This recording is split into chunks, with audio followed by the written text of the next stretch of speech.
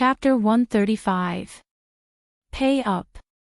The hall downstairs began to be cleaned and closed. Wei Chang no longer wore a security uniform every day after work. He had learned to dress up. Uncle Wei, with a cheerful smile on her face, Tang Wei ran over and held onto Wei Chang's arm. Uncle Wei, hurry up and go on your date. Leave this to us. Yeah. Uncle Wei, you have to protect our store flower. The surrounding shop assistants jokingly shouted. Wei Chang patted Tang Wei's head and gently said, "Let's go." And Tang Wei even laid her head on her sweetheart's shoulder. It was getting more and more difficult for her to leave him, and all she wanted to do was to be together with Uncle Wei. Wei Chang was very lovable, but the boss upstairs was very annoyed. Yihua sat on the sofa in the office. The entire office seemed as if it was going to catch on fire. The entire office was filled with smoke and the ashtray was filled with cigarette butts. Looking at the time, it was already 12 o'clock. However, this woman was still stubborn. "I don't believe that you won't come and shout. Without my chest, can you fall asleep?" The clock on the wall kept ticking, and Yihua's cigarette never stopped. Finally, it was 1 o'clock. "You're not coming. You want to sleep in separate rooms?" "Not bad, Qinya." He was getting bolder and bolder. "Go get the quilt first." Yihua stood up and opened the door of the office. The smoke in the office seemed to have found a hole to escape from, and it drilled out of the office without any regard for its life. Arriving at the door of the bedroom, Yihua prepared to open the door and enter the bedroom. Unexpectedly, the door was locked from the inside. This is truly going against the heavens. To actually lock me outside the door, what kind of wife is this? Yihua wanted to kick the door open, but he didn't. Yihua looked at the situation inside the house, and saw that Qinya was hugging onto a big doll, and with a smile on her beautiful face, Qinya was fast asleep. She actually fell asleep smiling. As for me, I actually have insomnia. If I don't sleep, don't even think about sleeping. Yihua knocked on the door, then returned to the office. Qinya, who was in a dream, wrinkled her eyebrows.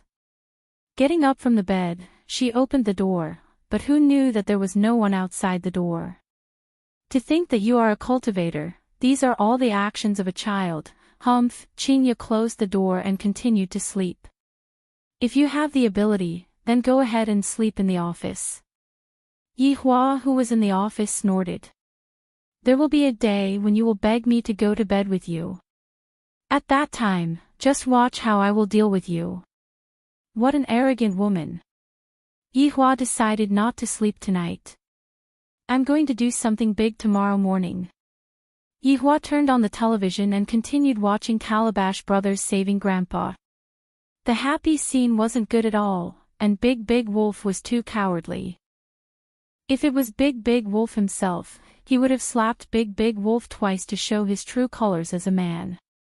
Since he had decided to pull an all-nighter, Yihua prepared spicy gluten, spicy bean skin, iced Sprite, cigarettes, wine, instant noodles, and so on. Awesome!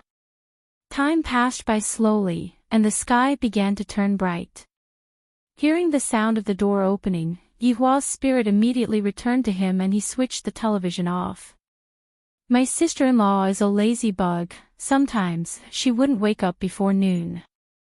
The one who woke up so early must be Qinya. Hearing the sound of Qinya coming down the stairs, Yihua stood beside the window and looked at the alley. As expected, Qinya went to buy breakfast in the morning. Yihua's gaze flickered with a cold light. He went to his own bedroom and looked at his substitute. He was furious. He grabbed the big doll on the bed and tore it apart before tossing it above his head. Sunfall Heavenly Flame. Kuenli Hellfire. Sky Ghost Flame. Blazing Sun burns the heavens. Buddha Fire Illumination. Looking from outside the window, the bedroom immediately became colorful. Yi Hua let out a heavy breath and muttered, "This is the result of replacing the original." After finished speaking, Yi Hua opened the door and left. The doll from just now had already been burnt to ashes by all kinds of flames. "Doll, what fucking crime did I commit for you to do this to me?" After returning back to the office, Yi Hua stood beside the window and observed Xinya's movements. 10 minutes later, Xinya could be seen to have returned with breakfast. Yi Hua extinguished the cigarette butt and waited for Xinya to go upstairs. Hearing those familiar footsteps, Yi Hua's brows wrinkled deeply. Unexpectedly, the footsteps stopped at the door. Unable to care about anything else, Yi Hua's body instantly disappeared and appeared on the sofa. The blanket that he was wearing fell onto the floor, and at this moment, the door was opened. Upon opening the door, Xinya wrinkled her brows. The inside of the door was filled with the smell of cigarettes and instant noodles. Looking at the man who was lying on the sofa, Xinya let out a sigh. Quietly walking over, she picked up the blanket that was on the floor and covered Yi Hua's body with it. Then, she placed the breakfast on the coffee table and casually opened the window of the room to let in some air. After doing all that, she left the office. The moment when the door was closed, Yi Hua opened his eyes.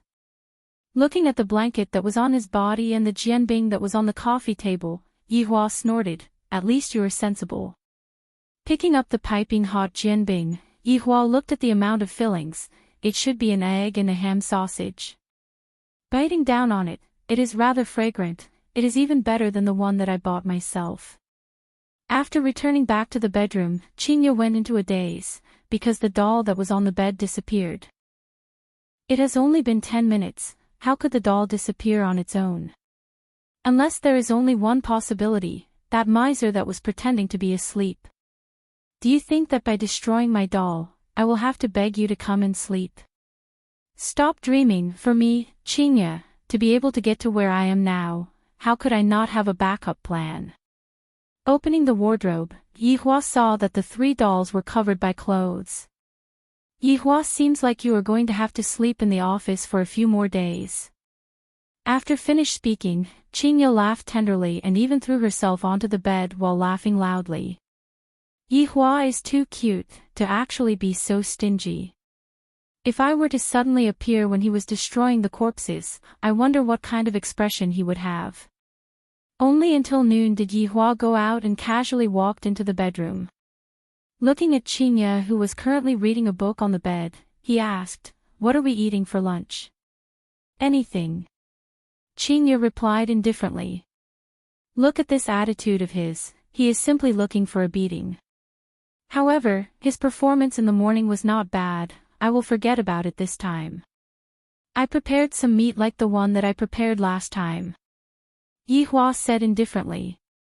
From start to finish, his head was looking towards the other side, seemingly like he did not care about it at all. Xinya almost couldn't help but laugh out loud. Sometimes, this fellow can anger me half to death, but sometimes, he can amuse me to death. Look at that face of his that does not care about it at all.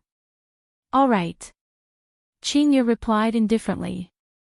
Yi Hua was only giving face to the jianbing in the morning. If not, he wouldn't have given it to Xinya. "Qing Yutong. Are you eating lunch?" Yi Hua knocked on his sister-in-law's door and shouted. Qing Yutong's soft voice came from the inside. "Don't call me when you guys are eating, the one who gets hurt is always me. Today, we are eating meat for lunch." Yi Hua added a sentence. Immediately, a hurried voice rang out from the inside, and the door was instantly opened. Qing Yutong had an excited look on her face. "Brother-in-law, is that true?" Yi Hua responded. Qing Yutong let out a cry and hugged onto Yi Hua like a koala bear. "Get up. Your butt is itching, right?" Qing Yutong immediately let go of Yi Hua. "Brother-in-law, do you need my help? I can wash vegetables." Scram. Snort, snort, snort. At noon, Yi Hua prepared a high-class desolate banquet. On the surface, Qingye was cold and indifferent, but in her heart, she was extremely happy. Chapter 136. In the blink of an eye, it was already night. Just like yesterday, Yihua waited for Qingye to wake him up. Without the doll, let me see how you are going to sleep. Unexpectedly, after waiting for a while, it was already 1 a.m. Yihua decided to go and take a look at what was going on. Standing outside of the door, Yihua's face darkened. Why did another doll pop out? Didn't I burn the doll? Furthermore, Qingye didn't go out today, and there wasn't any express delivery. MLGB. How dare you sleep with my woman? I will kill you tomorrow morning. Yihua decided to stay up all night and wait for Qingye to go out and buy breakfast. However, he had already stayed up all night once yesterday, and his body was truly a bit unable to take it anymore. Spirit repair. He cast a spell on himself and was instantly full of energy. He could even kill a Kuan with one punch. The night gradually receded. Yihua was waiting for Qingye to go out and buy breakfast. Yihua stood at the window and looked at Qingye leaving, then immediately ran to the bedroom. Meanwhile, Qingye, who was going to buy breakfast, secretly took a look at Qingye, then immediately turned around and ran back to the bar. Wait till I catch you, I want to see how you are going to explain yourself. Yihua came to the bedroom and looked at the doll on the bed. Sunfall Heavenly Flames X2. Kuanli Hellfire X2. Sky Ghost Flame X2. Scorching Sun Burning Sky X2. Buddha Fire Illumination X2. Baby shouted in his heart, why am I a *2*? The one in front doesn't have one. Hearing the sound of hurried footsteps coming from the entrance of the staircase, Yihua's body faded away, and coincidentally, the door was opened by Qingye. When Qingye saw that the doll on the bed disappeared again, Qingye laughed out of anger. This is simply the jealousy king of the cultivation world. However, Yihua had also become smarter. He knew that Qingye must have definitely bought a lot of things. At noon, Yihua sneakily ran into the bedroom again, and sure enough, he discovered that damned doll in the wardrobe. To think that the damned doll is actually hiding in the wardrobe, waiting to sleep with my woman. Sunfall Heavenly Flames X10. Kuan Fire *10. Sky Ghost Flame X10. Scorching Sun Burning Sky X10. Buddha Fire Illumination *10. Wawa, however, when night came, Qingye still did not come. Yihua was already on the verge of going berserk, and he really wanted to burn all of the dolls in the world. However, when he arrived at the bedroom and took a look, Qingye was not sleeping inside. Could it be? This woman was actually carrying her sister-in-law. I am going to burn my sister-in-law as well. Qingye, do you really think that I, the Supreme Overlord, can't do anything to you? Coming to the office, Yihua called Wei Chang and Lai Gu over. Your Honor. Your Honor. Yihua sat on the sofa, lit up a cigarette and said faintly, let's go out together the day after tomorrow. Wei Chang and Lai Gu's eyes lit up, and soon after, they said at the same time, we will solemnly obey your Honor's command. You two go make the arrangements. Wei Chang knew that this mission would definitely fall on him, and said softly, Master, where are we going? I can book a hotel. Who told you I'm going to stay in a hotel? Camping. That kind of tent. Yihua shouted out gravely. These two brains have returned to the past again, right? If he were to stay in a hotel, with so many rooms, wouldn't he still be able to sleep wherever Qingye wanted? Lai Gu was very depressed. He didn't say anything, but he was also implicated. Subordinate understands, but... Wei Chang stammered, he was too embarrassed to say it out. But what?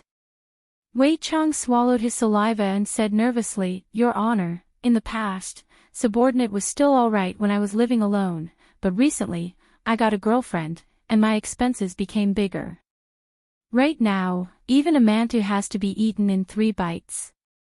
Lai Gu had a look of disdain on his face. There is no one else who can be like you. Just like me, I have 3 female celebrities to support me, and my life is so free and easy. That's why I say, if you want to find a woman, you must find a woman who is rich, then live the life of a gigolo. It is very comfortable. Look at how His Honor is looking for rich people. Right now, the price of crayfish is at least 10 caddies. In the past, when did His Honor dare to be so extravagant? Looking at Wei Chang's depressed look, Lai Gu sighed. If you want money, look for Lai Gu.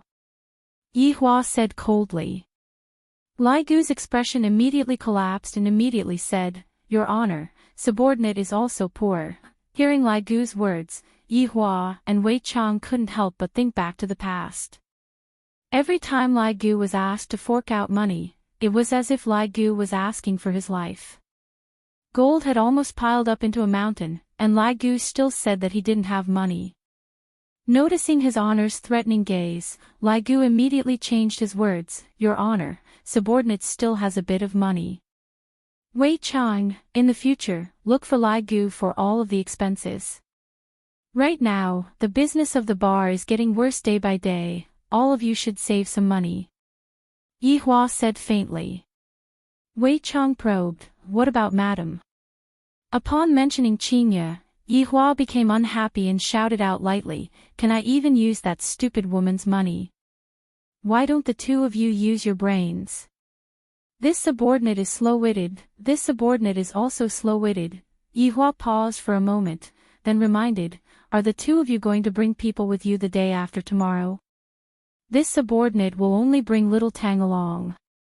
I only have 3 celebrities with me, so I need someone to wait on me. Wei Chang looked at Lai Gu in disbelief. This bootlicking skill is truly not bad.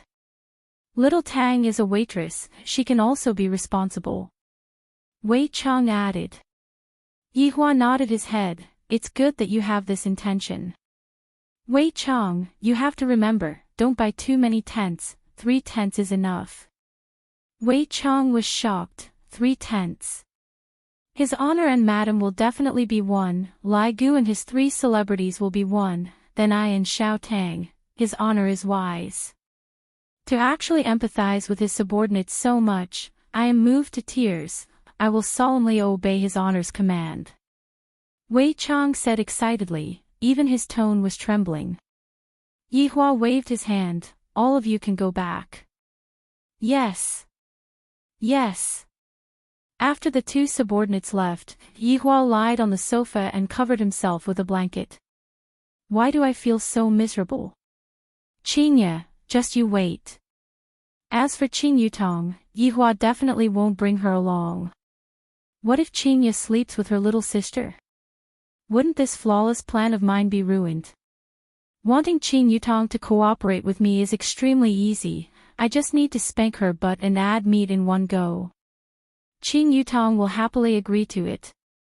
As long as I give her meat to eat, she will do anything. During dinner time, Qing Yutong rubbed her head and said, Big sister, I won't be going tomorrow, my head hurts. What's wrong? Qinya asked concernedly. I might have caught a cold. I told you to play less games, but you didn't listen. After finished speaking, Qinya went to look for medicine. You are already so old, yet you are still making me worry. Qing Yutong blinked her beautiful eyes towards Yi Hua, and Yi Hua silently nodded his head. Her acting is not bad, as expected of a movie empress. Qing Yutong endured the pain in her chest and ate the medicine. Big sister, you too can play at ease, I will look after the house. Qing Yutong said weakly, feeling as if she was going to die. Yi Hua felt that this was a bit exaggerated. As expected, looking at her little sister's appearance, Qingya said with concern, I think I will stay at home and take care of you. Yi Hua's heart sunk. Qing Yutong also knew that her acting just now was over the line. Her tone became a bit calmer, Big sister, I will be fine after sleeping for a while. Furthermore, I will be starting my live stream next week. I have to properly practice my skills. Chinya knocked onto her little sister's forehead petulantly. You are already so sick, yet you are still playing games. Let's see how you will be tomorrow morning. Although she was working together with her brother-in-law to lie to her big sister, the look of concern in her big sister's eyes really made Qin Yutong feel very touched. Qin Yutong could be seen hugging onto Chinya and said tenderly, "Big sister, you are the best." Chinya smiled, caressed onto her little sister's beautiful hair, then looked at Yihua who was silently eating. She discovered that ever since Yihua appeared, the relationship between her and her little sister had also become better, not like before. Everyone, rest early today. Yihua said faintly, then walked back to the office. Chinya snorted coldly. Qin Yutong let out a breath. These two obviously wanted to die, but they just couldn't put down their face. Why bother? Yihua, who was lying on the sofa, was in a very good mood, as if he could already see Chinya's expression of surrendering and then begging for forgiveness from him. Just thinking about that, Yihua laughed out. Dong, dong, dong. Come in. Wei Chang could be seen walking in with a weird expression. What's the matter? Chapter 137. Yihua's brows immediately wrinkled. The woman is waiting for me. Her emotions are very unstable. Wei Chang was also confused. Could it be that his honor had gotten into a relationship with her outside? If the madam were to find out about this, it would be troublesome. Yihua snorted coldly. It wasn't like this kind of woman had never appeared before. I will deal with her how I dealt with her in the past. Is there a need to tell me about this kind of thing? But this woman is different. Wei Chang said in a low voice. How is it different? Yihua asked gravely. Wei Chang said solemnly, Your Honor, you should go and take a look. Yihua let out a breath and glared at Wei Chang. You can't even handle such a small matter. Did you become stupid from dating? Wei Chang didn't dare to make a sound. This really isn't the problem of dating, this is the problem of Your Honor. Yihua walked down the stairs. There was no one else in the hall, all the employees had left, and there was only a beautiful figure sitting there. The beautiful black hair hung down to her waist. Just this back view alone was enough to give Yihua a high score. Furthermore, there was a sword on the right hand of the woman. Meanwhile, she was currently drinking wine and seemed to be rather vexed. If it was the Yihua in the past, he would definitely go and strike up a conversation with the woman and then have a wonderful night with her. Thinking up to here, Yihua couldn't help but recall a past event. That woman seemed to be in the same state back then. Yihua gestured to Wei Chang, and Wei Chang nodded his head and walked forward. Miss, our boss is here. The woman who was drinking wine slowly turned her head around and took a look at Yihua. Soon after, she started drinking again, and said, He isn't your boss is a skeleton. Yihua was immediately startled. This woman actually saw through my true identity. Wei Chang walked over and said in a low voice, Your Honor, isn't this strange? Yihua nodded his head. Seems like this woman doesn't come with good intentions. Let's get some information out of her first. How did she know that I am a skeleton? That's right, this woman is Sun Fang.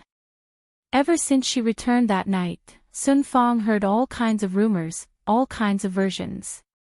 On the second day, it was as if the whole world knew that she was tainted by a skeleton. As the sect master of Cloud's sect, to be tainted by a skeleton.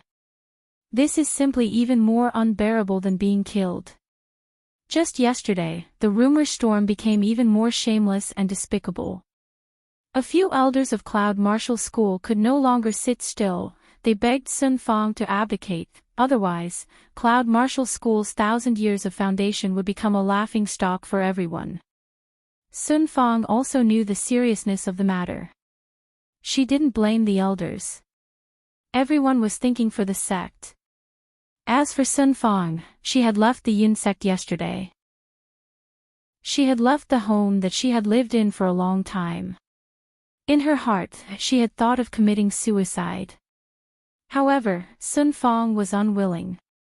Even if she had to die, she wanted to drag that skeleton down with her. His reputation and innocence had been completely destroyed by the skeleton.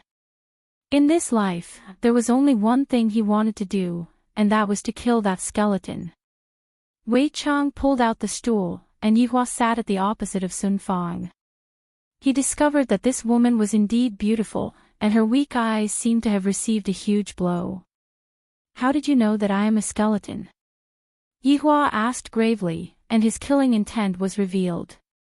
Sun Fong was also a little dizzy from drinking too much. She misheard. She looked at the handsome guy in front of her and said, "Because I saw it. He's a skeleton. I want to kill him." Yihua and Wei Chang were both stupefied. What kind of plot is this? Wasn't he jumping way too fast? Why did you want to kill skeletons? Yihua asked curiously. Sun Fong's beautiful eyes turned cold, and a fierce aura burst out from her entire body, because it tainted my innocence. My only wish in this life is to kill it. The skeleton tainted the lady's innocence? Yihua couldn't help but curse out, F***K. Wei Chang was even more stupefied. He asked curiously, "Lady, may I ask, how did the skeleton taint your innocence?" Bang! A silver light flashed, and a sharp sword was placed on Wei Chang's neck. "If you dare to say another word, I will take your life." Sun Fong shouted out drunkenly, and the sword that she was holding onto in her hand was completely unsteady. Yihua shook his head towards Wei Chang. Wei Chang naturally understood what his honor meant. As an undead, to actually have such a scum of the same race, Yihua decided to get rid of this woman. This woman looks rather pitiful. Recently, I have become a good person. Do you still remember the characteristics of that skeleton? For example, weapons and clothes. Yihua asked. Sun Fong's head was dizzy, and while swaying, she said intermittently, It likes to play with my phone, fish, it wears a black gown, and it has a big scythe.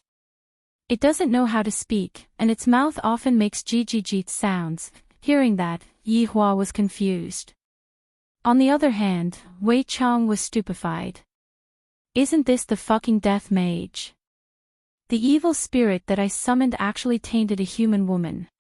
How is this possible? It is just a skeleton, how did it do that? Your Honor, subordinate has a matter to report to you. Wei Chang said in a low voice. Yihua silently nodded his head, and conveniently called Lai Gu over.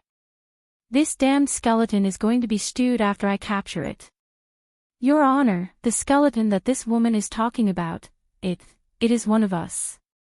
Wei Chang finally spoke out, and immediately, he felt that his entire body had become light. Yihua and Lai Gu were both stupefied. It is an evil spirit that subordinates summoned out to handle some matters. Wei Chang continued. After a moment of astonishment, Yihua said faintly, "Since it is one of us, then forget about it. However, we have to make things clear, if both parties are willing to do it, then we can just chase it away. If it is a one-sided forceful act, then we have to ask it to take responsibility. For it to even come to my place to cause trouble, what is this? Your Honor is right, I will call it over right now and have it confront this lady face to face." Wei Chang felt that it should be like that, just that. I really don't understand, how did a skeleton taint a human? Lai Gu said in a low voice, "Damn, is the evil spirit that you summoned so good at flirting? Even I have some thoughts about this woman. Lai Gu, how can you not be disgusted, to think about my little brother's woman? TSK, I was just joking, look at how anxious you are, I am a man who has mysophobia." Wei Chang chuckled. What a neat freak. Everyone moved to the toilet, and Wei Chang began his daily summoning, Death Mage.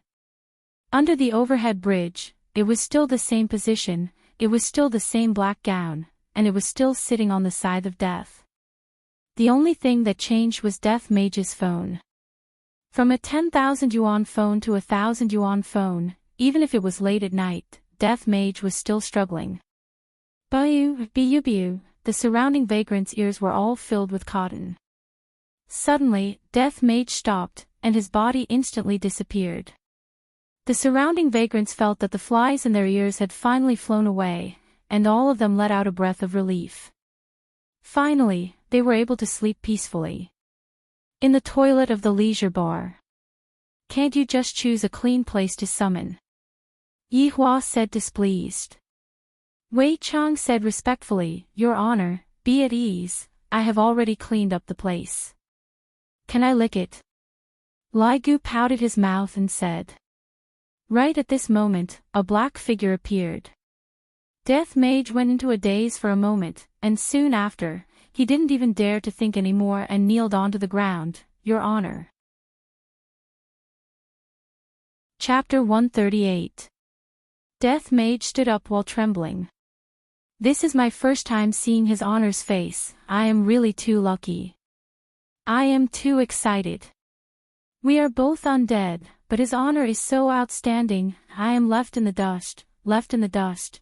Lai Gu grinned, Little skeleton, you are not bad, your luck with women is not bad. Death Mage lowered his head, not daring to make any unnecessary movements and not daring to speak casually. Yi Hua said faintly, Come out and take a look.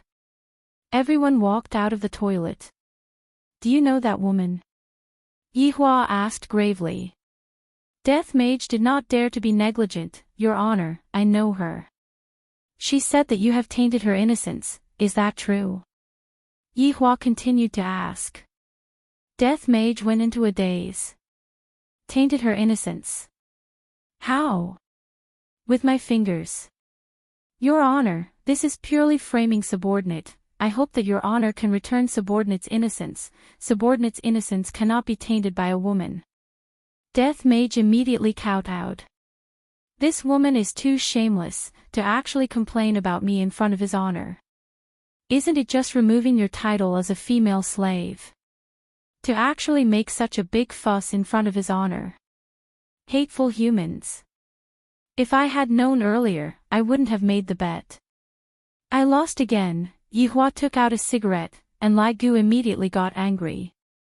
Lai Gu breathed out a mouthful of smoke. Do you dare to say it clearly to her face? Subordinate dares. Death Mage said gravely. All right, we will be witnesses then. If you dare to lie to me, you should know what will happen to you. Yi Hua said faintly.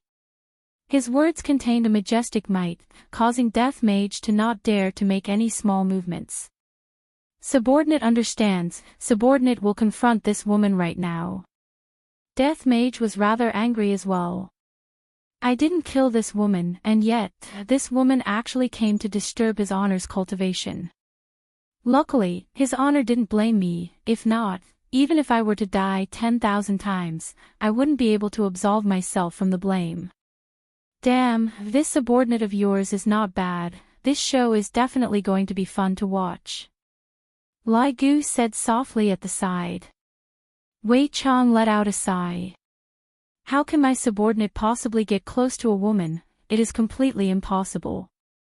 Death Mage could be seen walking over slowly and stopped 5 meters away from Sun Fang. Sun Fang turned her head and looked towards Death Mage, and the two's gazes intersected in the air. Confirmed gaze. I met the right person. When Lai Gu saw the gazes of the two of them, he couldn't help but sing out slowly. That feeling of deep affection seemed to be reminiscing about his mother dragon. Sun Fang was already drunk to the point of dizziness, but when she saw that skull face, her blurred eyes instantly surged with killing intent. Without saying anything, she raised her sword and rushed forward. To a person who was already drunk, their brain might be able to move, but their body would not be able to keep up with the rhythm. As a result, Sun Fang directly pounced into Death Mage's embrace. Wei Chang stretched out his hand and covered Lai Gu's eyes. Children shouldn't look. Lai Gu immediately slapped Lai Gu's hand away. What? You want to monopolize such a good show. What if she wants to take off her clothes? As expected, this is a good show. Yi Hua muttered. Death Mage was alarmed. This feeling doesn't come from the woman, but from his honor who is at the side. Sun Fang was feeling dizzy, and the long sword in her hand had already fallen onto the ground. Her small fist landed onto Death Mage's chest. Yi Hua and his two subordinates went into a daze. Why does this action seem so familiar? I'm going to kill you. I'm going to kill you, you skeleton, to actually forcefully kiss me and destroy my chastity. I'm going to kill you. Not only did this kind of tone not have any lethality, it was more like a woman who was acting coquettishly. For example, Yi Hua was able to sense that Qingye would often say some unrealistic things. This time, Wei Chang finally understood what was going on. It seems like it was his subordinate who forcefully kissed another woman, and the other party was the kind of woman who viewed chastity as her life. I'm going to kill you. While speaking, Sun Fang became drunk. To her, the past few days were too tiring. Yi Hua brought Wei Chang and Lai Gu over and said, Do you know your crime? Death Mage was greatly startled and immediately knelt down. Your honor, please spare my life. Subordinate only lowered my head, she didn't resist, and subordinate didn't destroy her chastity. Then, before you kissed her, did you get the other party's permission? Yi Hua asked gravely. Death Mage actually started sweating, and after a while, he said, subordinate knows his crime. Yi Hua snorted, and Wei Chang and Lai Gu immediately stood there obediently. I have already told you two before. We are here to cultivate our humanity, and we have to look at things from a human's point of view. How could you go and forcefully kiss someone without getting the other party's permission? Fortunately, you are my subordinate, if not, I would have stewed you. Yi Hua gave out a severe criticism. Is it glorious for something like this to be spread out? For a subordinate to have to forcefully kiss a human, and that human came to me to reason with me, if this was to be spread out, where would my face be? Death Mage was exulted, thank you, your honor, for not killing me. Tell me what happened once, Lai Gu, bring the hops over. Yi Hua sat down and said. Wei Chang added, I want the melon seeds too. Death Mage stood up and wanted to throw the woman who was in his embrace out, but in the end, he was stopped by his honor's gaze. Yi Hua said faintly, as an undead, you have to dare to take responsibility for what you have done. Since you have destroyed the other party's chastity, and the other party also came to me to reason with me, I will not be biased towards anyone. From today onwards, you will have to take good care of this woman. Your honor. Death Mage really wanted to cry. Why did I end up in such a situation? I can't even protect myself, and I still have to bring a woman along. Are you thinking of disobeying my orders? I don't dare. Lai Gu brought over the hops and melon seeds, and Yi Hua said faintly, tell me what happened once. In the following half an hour, Death Mage began his performance. Especially when it came to the climax, he was simply unable to control himself.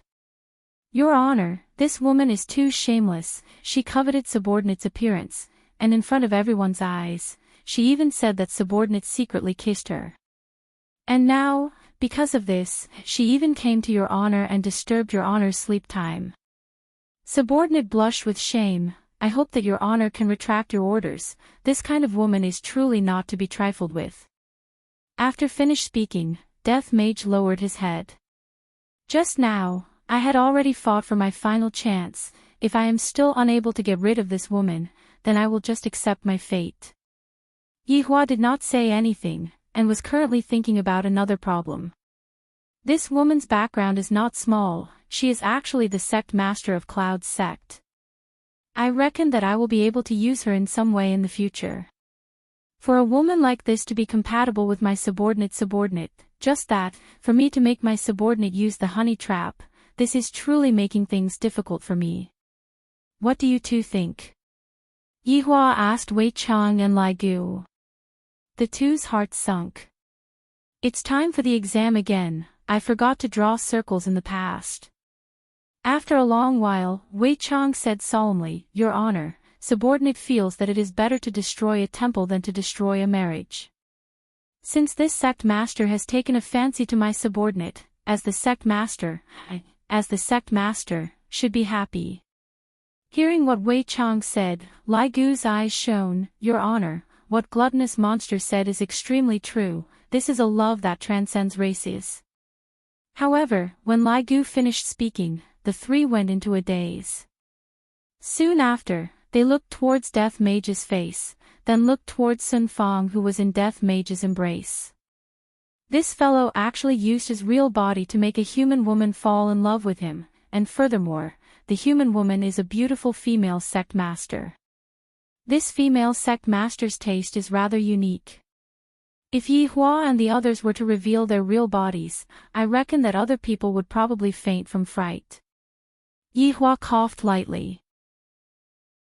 He did not want to lecture his two subordinates and said, It is already quite late, this matter is decided, all of you can go back to your places now. After finished speaking, Yi Hua turned around and went upstairs.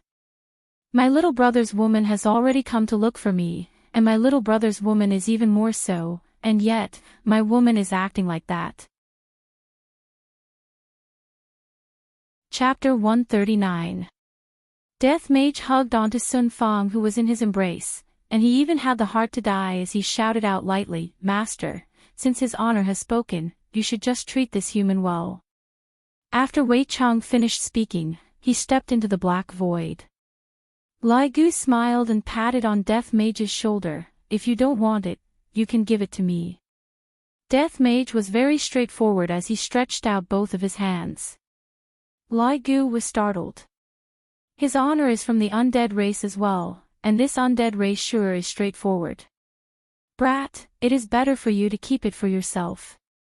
After finished speaking, Lai Gu disappeared, leaving behind Death Mage who had a depressed look on his face. Looking at the woman in his arms, the corners of her eyes were still wet. Even though she was drunk, her brows were still tightly knitted. Death Mage let out a heavy sigh, If I knew that it would be like this, I wouldn't have revoked her identity as a female slave. Listening to his honor's words, I still have to treat her well. How is it possible that I don't even have money to play games, and I still have to raise a woman? What kind of joke is this? Death Mage also disappeared from the leisure bar. As for where he went, it was naturally under the heavenly bridge. The only difference was that he had to carry a woman while fishing, and the surrounding vagrants were suffering unspeakably. The next day, Yi Hua woke up very early in the morning and looked at the weather outside. The weather was warm and sunny, the weather was the most suitable for traveling. When he thought of his meticulous plan, the corners of his mouth unconsciously curled up. After washing up, Yi Hua woke up Qin Ye who was sleeping in his sister-in-law's room. Qin Yutong naturally had to pretend that she had recovered from her illness. This way, Qin Ye would be able to go to Yi Hua's room with peace of mind. Qin Ye had prepared some clothes, and while wearing a big round hat to block the sun, Qin Ye looked very comfortable. Right now, even if Qin Ye didn't have any noble clothes on, Qin Ye was still able to show off her nobility. Yi Hua was very satisfied with Qin Ye's change. This is the temperament that his honor's wife should have. Yi Hua, where are we going? Qin Ye asked faintly, and her tone was still the same, neither warm nor angry. Yi Hua said indifferently, You will know once you get there. This guy, he wanted to give me a surprise but he was still sneaky. Do you think I don't know what you're thinking? Little sister must have been bribed by you. At this moment, Wei Chang and Lai Gu were already waiting downstairs. Beside them, there were 4 women who were dressed in maid attire, and they were acting as the service personnel for this trip. Among them were Wei Chang's girlfriend, Tang Wei, and Lai Gu's 3 big celebrities, Yi, Wen Xia, and Bai Xiaozhen. It must be said that Wei Chang and Lai Gu's eyesight was very good. These 4 women could be considered as top-notch beauties, especially after they ate the golden delicate crane, their appearance became even more beautiful. Looking at his subordinates' women, Yihua couldn't help but nod his head. I will be able to bring them out. As for whether or not they will be able to gain face, that will have to depend on how well they teach them. When Qinya saw these 4 women, she was a bit stupefied. Why are all of them wearing maid attire? All kinds of black silk, all kinds of lace, all kinds of visual allure. Although their expressions were filled with respect, Qinya still felt that it was strange. Even Xiao Tang is among them, and why do those 3 women look so familiar to me? Boss, Lady Boss. The people below shouted in unison. Yihua gladly accepted it, and although Qinya was stupefied, she still accepted it. Those 3 celebrities are my subordinates' women. Yihua added, lest the jealous king beside him took the opportunity to make a fuss. Qinya snorted. Today is a rare opportunity. I and my subordinate have not gone out together for a very long time. As for why I am bringing them out, firstly, they can do odd jobs, and secondly, they also need to go on a date. Yihua said faintly. Qinya didn't believe him. Are all you cultivators like this when you go out? Do you feel that they have become our big light bulb? If you want, we can go to the world of just the 2 of us. Yihua said softly beside Qinya's ear. Towards Yihua's teasing, Qinya pinched Yihua harshly, then rolled her eyes at Yihua and walked forward. Yihua laughed lightly. Women, they always say one thing but mean another. The 4 women who were acting as maids immediately took over the small box from Qinya's hands, and their expressions were incomparably respectful. Yihua, Wei Chang, and Lai Gu walked at the back. Are there any abnormalities with your women? Yihua asked faintly. Your Honor, don't worry, they are able to fight, defend, and deal damage. Lai Gu laughed. Wei Chang laughed lightly. Right now, Xiao Tang is still not proficient in controlling her strength. Subordinate will let her practice diligently in the future. The 2 of you have done well. In the future, there will definitely be more people that will be needed. For now, train properly. Yes. Yes. Outside of the bar, 2 top-end Kians were parked. This time, Qinya finally did not have to be the chauffeur and sat at the back with Yihua. Wei Chang was the chauffeur, Lai Gu sat at the front passenger seat, and the 4 maids sat in the second car. Yihua didn't say where they were going, but Wei Chang knew where they were going. Playing was a part of it, causing trouble was also a part of it, and killing was also a part of it. After Lai Gu got onto the car, he sent a message to his women, telling them to go and clear the bar first, to prevent anyone from disturbing his honor's mood. After receiving the message, Lai Gu said to Wen Xia who was beside him, Gu told us to go and clear the bar first. Wen Xia was the only one who had short hair out of the 4 women. She was filled with a heroic spirit, and even gave people a kind of feeling of handsomeness. Of course, it was the kind of handsomeness that belonged to women, and her figure belonged to the fiery type. Lai Gu was very fond of this type. The one who was sitting behind Wen Xia was called by Xiaozhen. She belonged to the cute type of beauty. Her oval face looked very comfortable, and her bashful look couldn't help but make people feel tender towards her.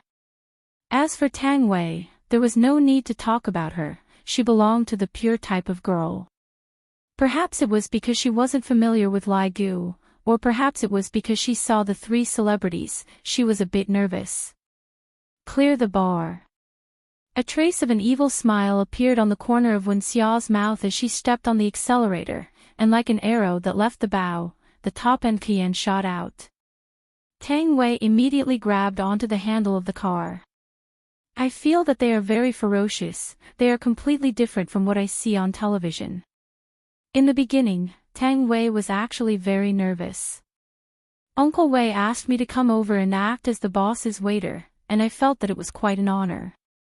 However, when I thought about how I am the only one coming over, I became a bit nervous, afraid that I would do something wrong.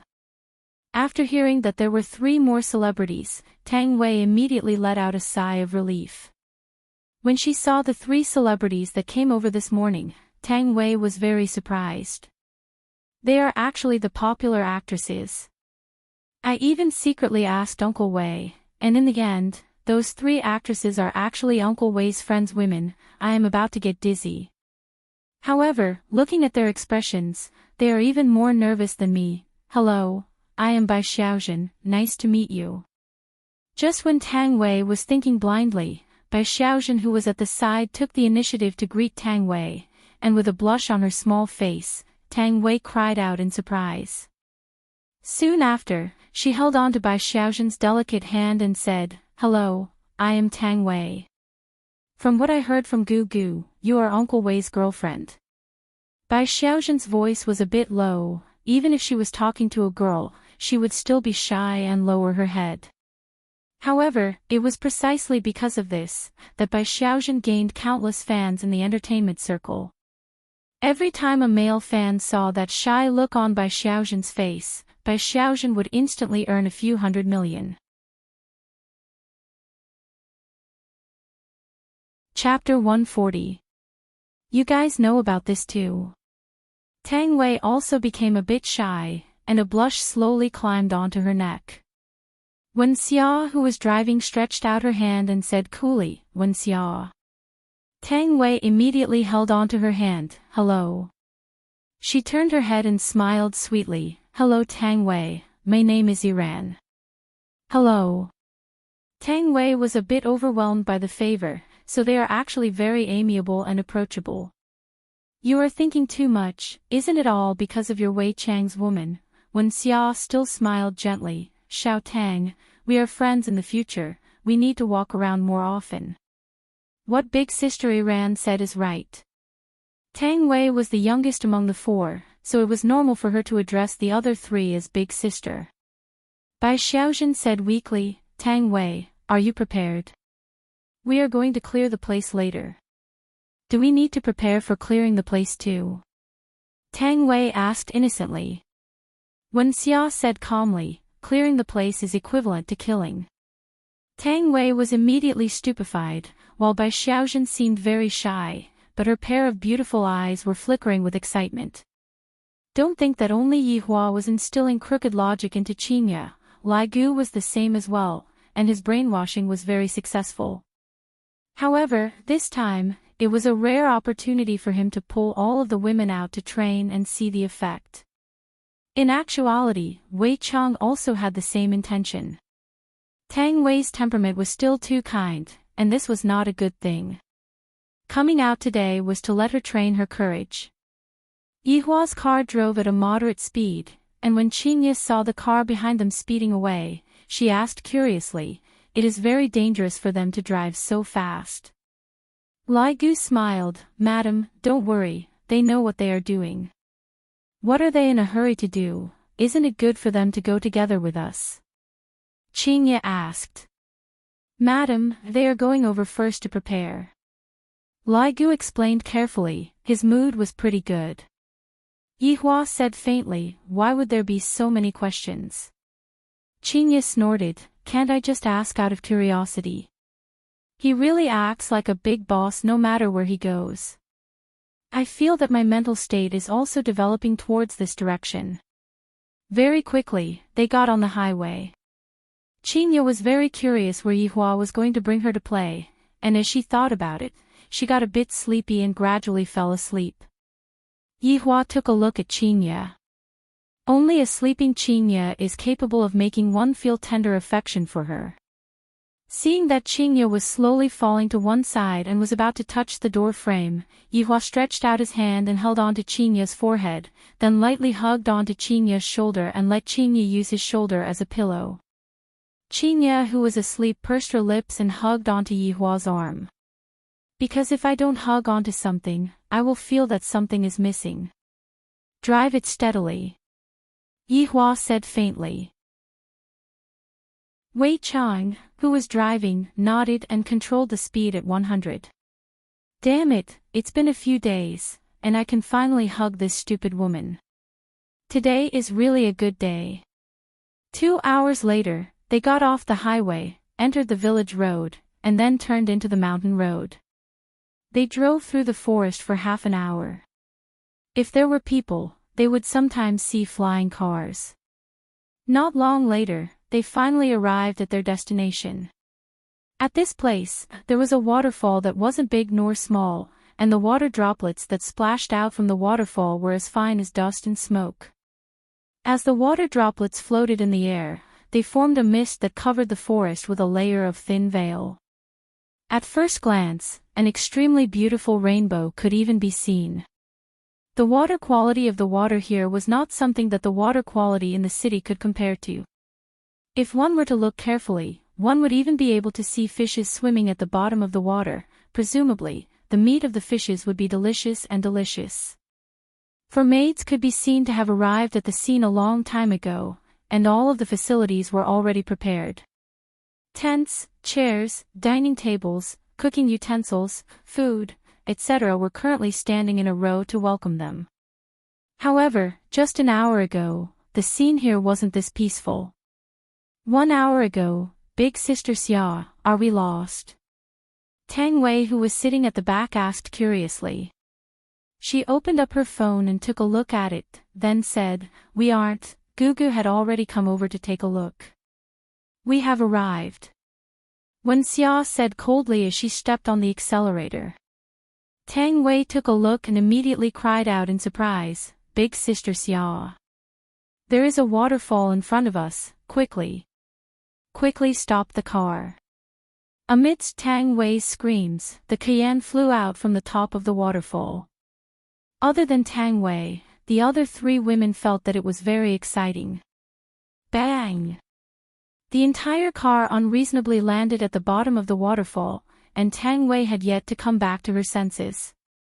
Bai Ji still smiled. "Everyone, prepare yourselves and strive to perform well in front of the boss. Don't make things difficult for Gugu." "You are still right, although it is just a simple outing." Gugu said that it is also a part of the boss test. When Xia loosened the seatbelt and took out a mirror to take a look at herself. "I better not lose face as a man in front of the boss." Tang Wei was completely stupefied, not understanding what they were talking about. "What are you all talking about? Why don't I understand what you all are talking about?" Tang Wei asked confusedly. Bai Xiaojun said tenderly, "Tang Wei, you will know after we get off the car." While feeling puzzled, Tang Wei got off the car along with the 3 women. Sizing up the surroundings, "I feel that it is indeed not bad. This is a good place for camping." For such delicate and beautiful women appeared in the depths of the forest, and furthermore, they were dressed so alluringly. All of them were dressed in black lace-made attire, and their long legs were dressed in black stockings, and the stockings were even the kind that had a net on them. On their feet, they were wearing high heels, and their long legs were vividly displayed. Immediately, countless sounds of saliva being swallowed rang out from the surroundings. Bang! Bang! Bang! In an instant, countless figures descended from the sky, and the way they appeared was extremely shocking. Wherever they landed, the ground would be stepped on, and from this, it could be seen how valiant they were. Tang Wei was a bit scared as she moved closer to the other 3 women. Around 100 people surrounded the 4 women in the center, and all of these people were dressed in different styles. Some were dressed in ancient style, some were dressed in modern style, and there were even some who wore bell-bottoms. However, the only thing that all of them had in common was their gazes. They wished that they could swallow the 4 women in front of them. A handsome man could be seen flinging his bangs as he walked out with large strides. "I am Extreme Will Pavilion's big disciple, Sun Wei." "You all, who are you all?" immediately revealed a delicate and weak look as she hugged onto Wen Xiao's arm. Not only did this action not make others feel pity for her, even started laughing out loud, and his gaze revealed savagery. "Beauties, this place has long been taken over by us. Let's go then." As expected of a celebrity, when they start playing around, it would be great. Sun Wei immediately stopped. "Beauties, don't be like this. I have just regained my single status, and I can see that you look pretty good. How about becoming my girlfriend?" After saying that, he stretched out his hand, wanting to touch Iran's pretty face. However, before he could even touch her face, he flew into the sky like a cannonball and even lit up for a moment. Bai Xiaozhen said shyly, I only wanted to give him a kick, I didn't expect that it would turn out like this. The surrounding men sucked in a breath of cold air. A delicate woman had actually kicked an adult man into the air, and this was not an ordinary kick. He flew into the sky and had yet to land. Chapter 141. She still maintained her weak expression and said indifferently, each of you take one direction, the boss is coming soon, hurry up. When Xia and Bai Xiaozhen nodded, Tang Wei was still panicking. When she appeared again, her slender legs were on top of a man's forehead, the high heels on her feet had pierced through the man's skull, blood flowed out from the heels. The man's eyes were filled with shock, but he could not help but look down. He immediately felt that he died with grievance, she was actually wearing safety pants. Screams suddenly sounded, the small valley was filled with wails, the clear water turned bright red. Tang Wei looked at the man in front of her with a sinister expression, she continuously retreated until she leaned against the car door. Die! The man raised his butcher knife, as if he had already seen the beauty being cut into two. Tang Wei was very nervous, but she also knew to resist, she grabbed the man's arm and flung it. Maybe because she used too much strength, she did not throw the man out, but her arm was forcibly torn off. Looking at the arm that was spurting blood, a black mist flashed past Tang Wei's beautiful eyes, the gentleness on her face gradually faded, and was replaced with a fierce look. Kill! This was a completely one-sided situation, there was no possibility of turning the tables, not even letting anyone escape, the method was so cruel that even the heavens had to cover it up, unable to bear to look at it. In a few minutes, there was only one person left out of the few hundred people, and that person did not move at all, he was just a lackey that had just entered the sept, often boasting that he had a strong backing, bullying people in all kinds of ways, knowing that this time they were going to cause trouble, he became even more terrible. In the end, before the matter even started, it came to them, when had they ever seen this kind of scene, they had only seen it on the television. Quickly come here, there is an honest person here, quickly come and bully him, Bai Xiaozhen waved her pure white willow arms, her whole body was clean, not letting the dirty blood stick to her body. Ran, Wen Xia, and Tang Wei slowly walked over. The man was already scared to the point of peeing, he knelt on the ground with a plop. I will tell you everything, we are from the north, we are guarding here to ambush, I will tell you everything you want to know, please don't kill me. She still walked over slowly, looking down at the man kneeling down, this is not important, killing you is just to let the boss have some peace. Boss. The man slowly raised his head and looked at the woman in front of him. They actually had a boss. They killed so many people just to let the boss have some peace and quiet. Who was their boss? The man suddenly felt an itch on his neck. After the world spun around him, he saw his body kneeling on the ground. Where did my head go? Where did my head go? Why can't I feel the existence of my hands? No. I don't want to die. After dealing with the last one, he opened the trunk again. Let's split up the work. Don't dirty the boss's eyes. That was the situation an hour ago. Get up. Yihua called out lightly. Sob, sob, sob, Yihua sighed helplessly. However, when Qinya let out such a tender moan, Yihua felt his heart itching. Have we arrived?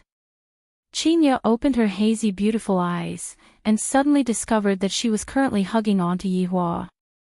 Qinya immediately let go of Yihua. Yihua snorted coldly, what, are you going to let go after hugging me enough?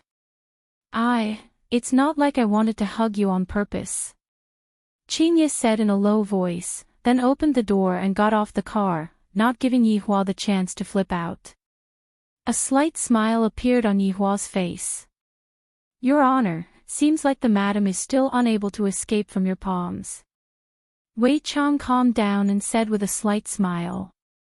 Yihua snorted lightly. She will never be able to escape from my palms in this lifetime.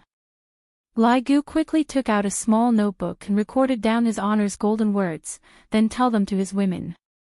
Wouldn't that make them feel extremely touched? Then, just thinking about all kinds of services made me feel extremely happy. After getting off the car, Yihua smelled a familiar smell of blood. Taking a deep breath, I feel great. Boss. The 4 women shouted out tenderly. Yihua nodded his head and said faintly, you have done well. Thank you for your praise, boss. The 4 women slightly bowed their bodies and shouted out. Meanwhile, Qinya was currently playing with rocks not far away. Qinya appeared to be indifferent, but she would observe Yihua from time to time. Seeing Qinya's adorable actions, Yihua walked over. Even the boss is praising you all, not bad. Lai Gu walked forward and hooked onto Bai Xiaozhen's chin. Bai Xiaozhen shyly lowered her head. Wenxia, give me a smile. Lai Gu stretched out his hand and slapped onto Bai Xiaozhen's head. Wenxia, who had been cold the entire time, revealed a bashful look, annoying, haha. While they were whispering sweet nothings to each other, Tang Wei directly threw herself into Wei Chang's embrace. Gently caressing the woman in his arms, Wei Chang said softly, are you used to it? Yes, it's all right. From an obedient schoolgirl, Tang Wei gradually turned into a female-killing god. The 3 celebrities were also the same. In the past, they did not even dare to think that they would have such a day. Bad guy training school. Do you want to know about it? Yihua walked to Qinya's side and said faintly, you drooled just now again.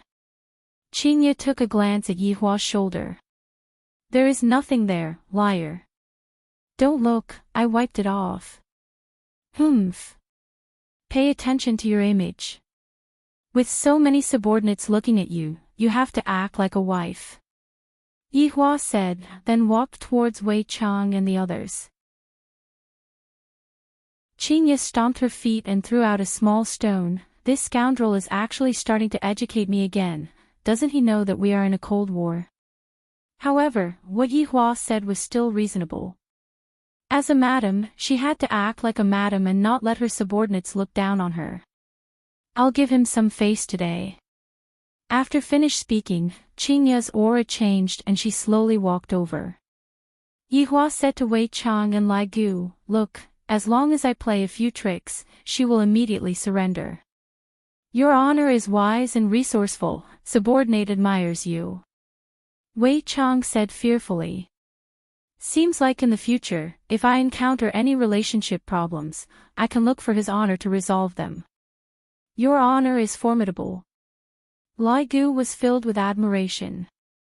His honor is becoming more and more intelligent. He is no longer as simple-minded as he was in the past. In order to show his authority, Yihua waved his hand towards Qinya. Qinya pouted her mouth, then walked over. Yihua felt very comfortable in his heart. This is just the beginning, that's all. Of course, a barbecue was necessary for camping. All of these things have already been prepared. As the 4 maids for today, their mission was to take care of everyone's food and drinks. Yihua sat at the side of the water and started fishing. Accompanying him was naturally Wei Chang and Lai Gu. Wei Chang was still alright, but Lai Gu had an impatient look on his face. Because not a single fish took the bait, he was about to explode from anger. Qinya lay on the bench and would occasionally peel some fruits for Yihua. This could be counted as giving Yihua a bit of face to prevent him from throwing a tantrum. Chapter 142. Lai Gu swung his fishing rod again. Boss, my fish isn't coming up. Is it because the bait has expired? You are the one that has expired. Wei Chang teased. Although Qinya didn't say anything, she was still listening at the side. She felt that sometimes, they were like superior and subordinate, and sometimes, they were like friends, and Yihua played the leading role in the middle. She felt that this man had a whole body of secrets that he just didn't want to tell her.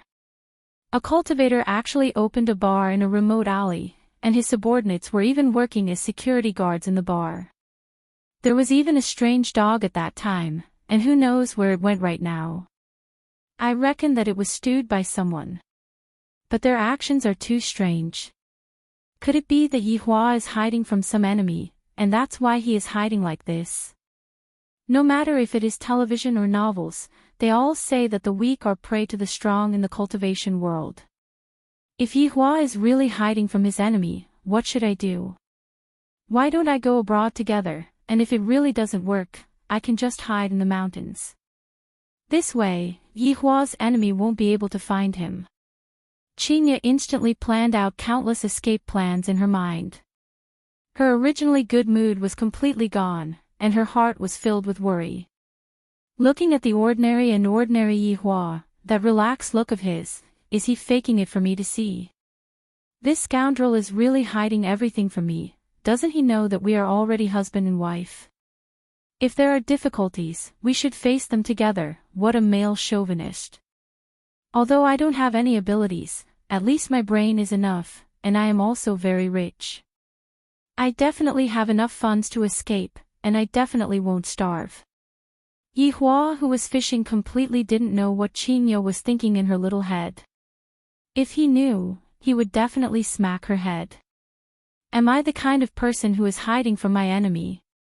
If I really want to bring out my enemy, it would be those overlords. It's good to find them, I don't have to look for them myself. Yihua stretched out his hand. Qinya picked up the orange and placed it in Yihua's hand, then snorted and looked at the other side. Looking at Qinya's angry look, Yihua couldn't understand. The speed at which this woman's face changes is faster than flipping a book. Boss, looking at the situation, I'm afraid that it will break out from the ground tonight. Wei Chang placed the fish that he caught into the bucket and said lightly. Yihua nodded his head, he didn't put it in his heart at all. Lai Gu didn't have the mood to fish at all and said softly, Boss, let me go and do something. If your balls are in pain, then go and find your woman. Yihua silently lit up a stick of cigarette. Understood. Lai Gu immediately put down the fishing rod in his hand, then turned around and walked towards his woman. After that, he pulled Wen Xia, who had a bashful look, and ran into the forest. Meanwhile, Tang Wei, who was chopping vegetables, had a look of curiosity on her face. Qinya snorted coldly. What kind of subordinate will have what kind of boss?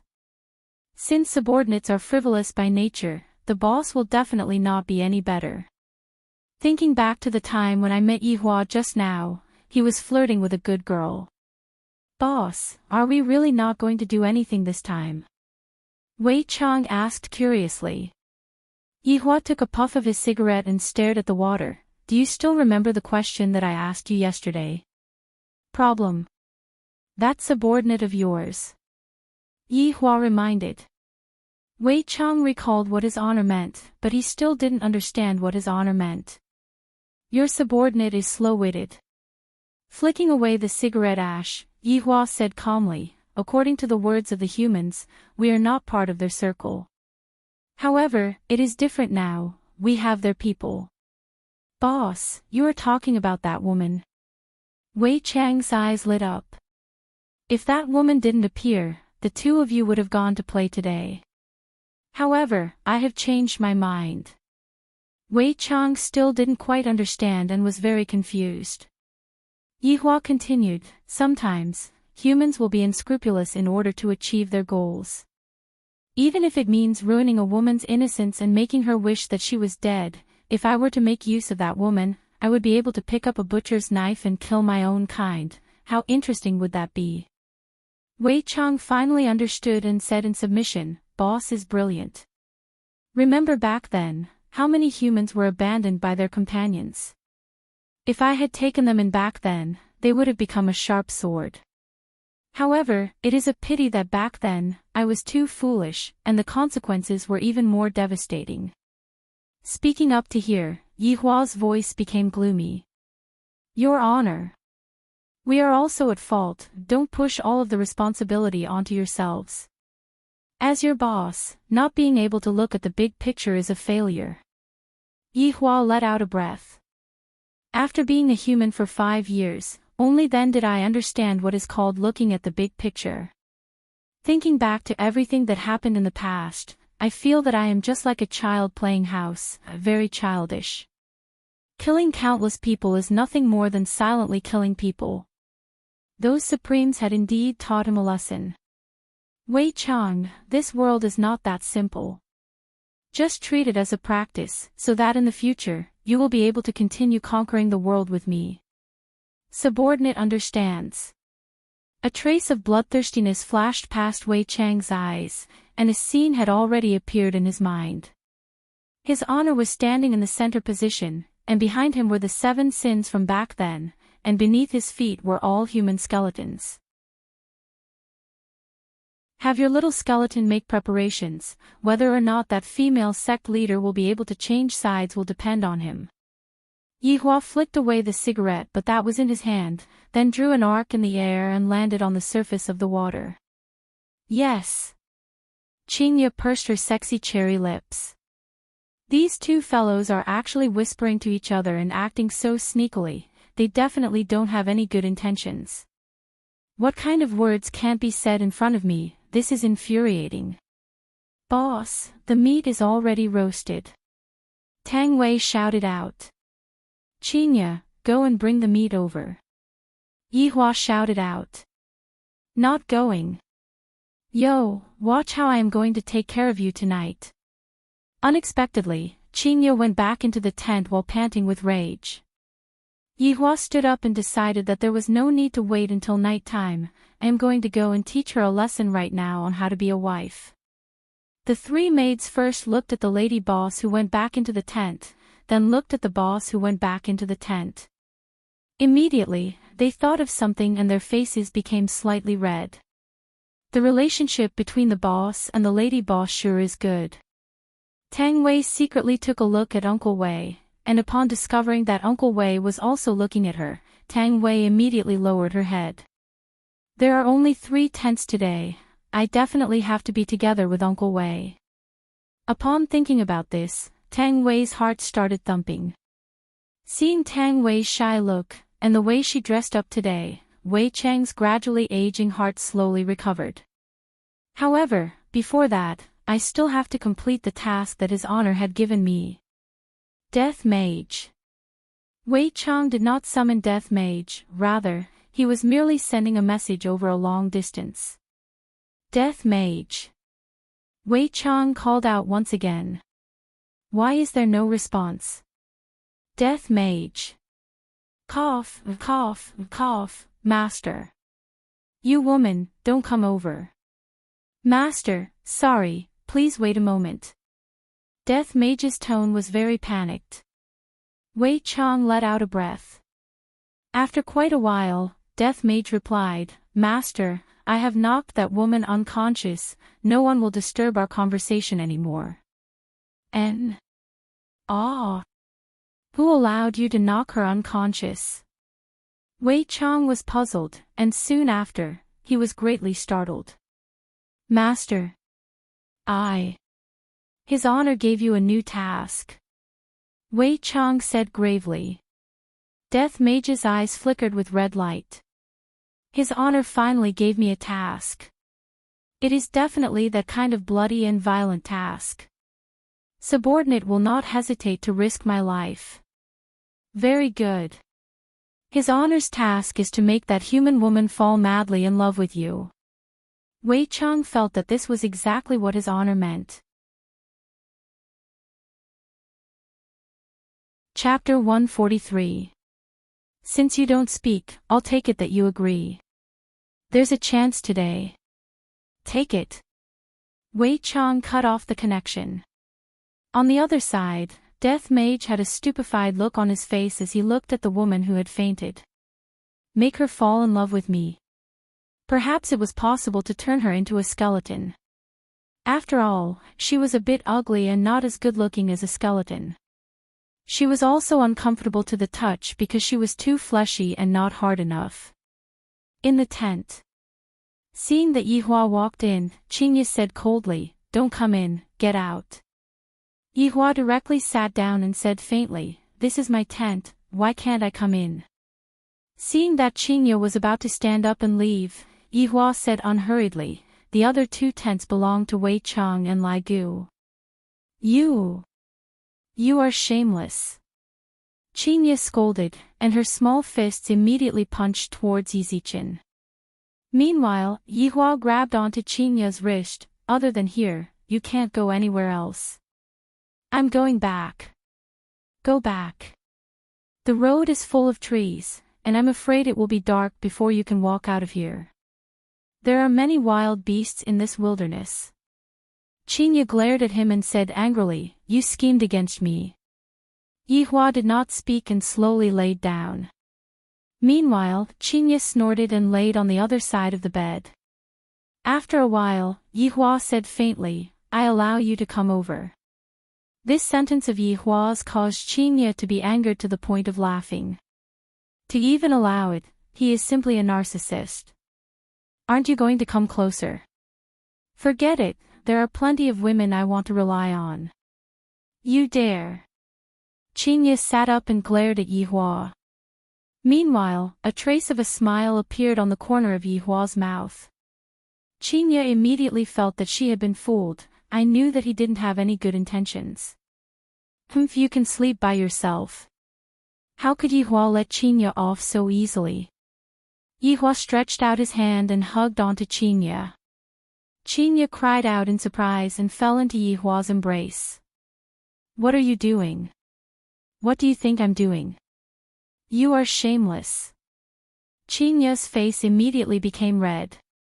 "There are still people outside."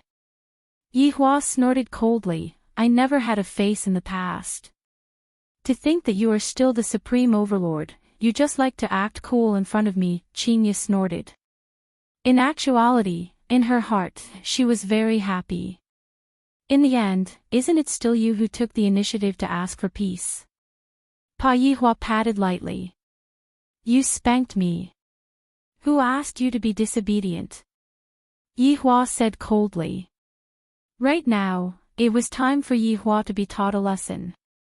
Who knew that Qingye would not be afraid of Yihua? Raising her arm, Qingye slapped Yihua's butt. Yihua was completely stupefied. Meanwhile, when Qingye saw Yihua's current appearance, she immediately cowered and did not dare to look straight at Yihua. "Do you know what you did just now?" Yihua said gravely. Qingye lowered her head and said softly, "I don't know." "Admit your mistake. Do you believe that I won't smack your butt into mush?" Yihua said fiercely, and his hand was already raised high into the air. Qingye was startled, then immediately became terrified. I was wrong, why are you so petty? Didn't I just spank your butt once? You have already spanked me so many times." Yihua laughed in his heart.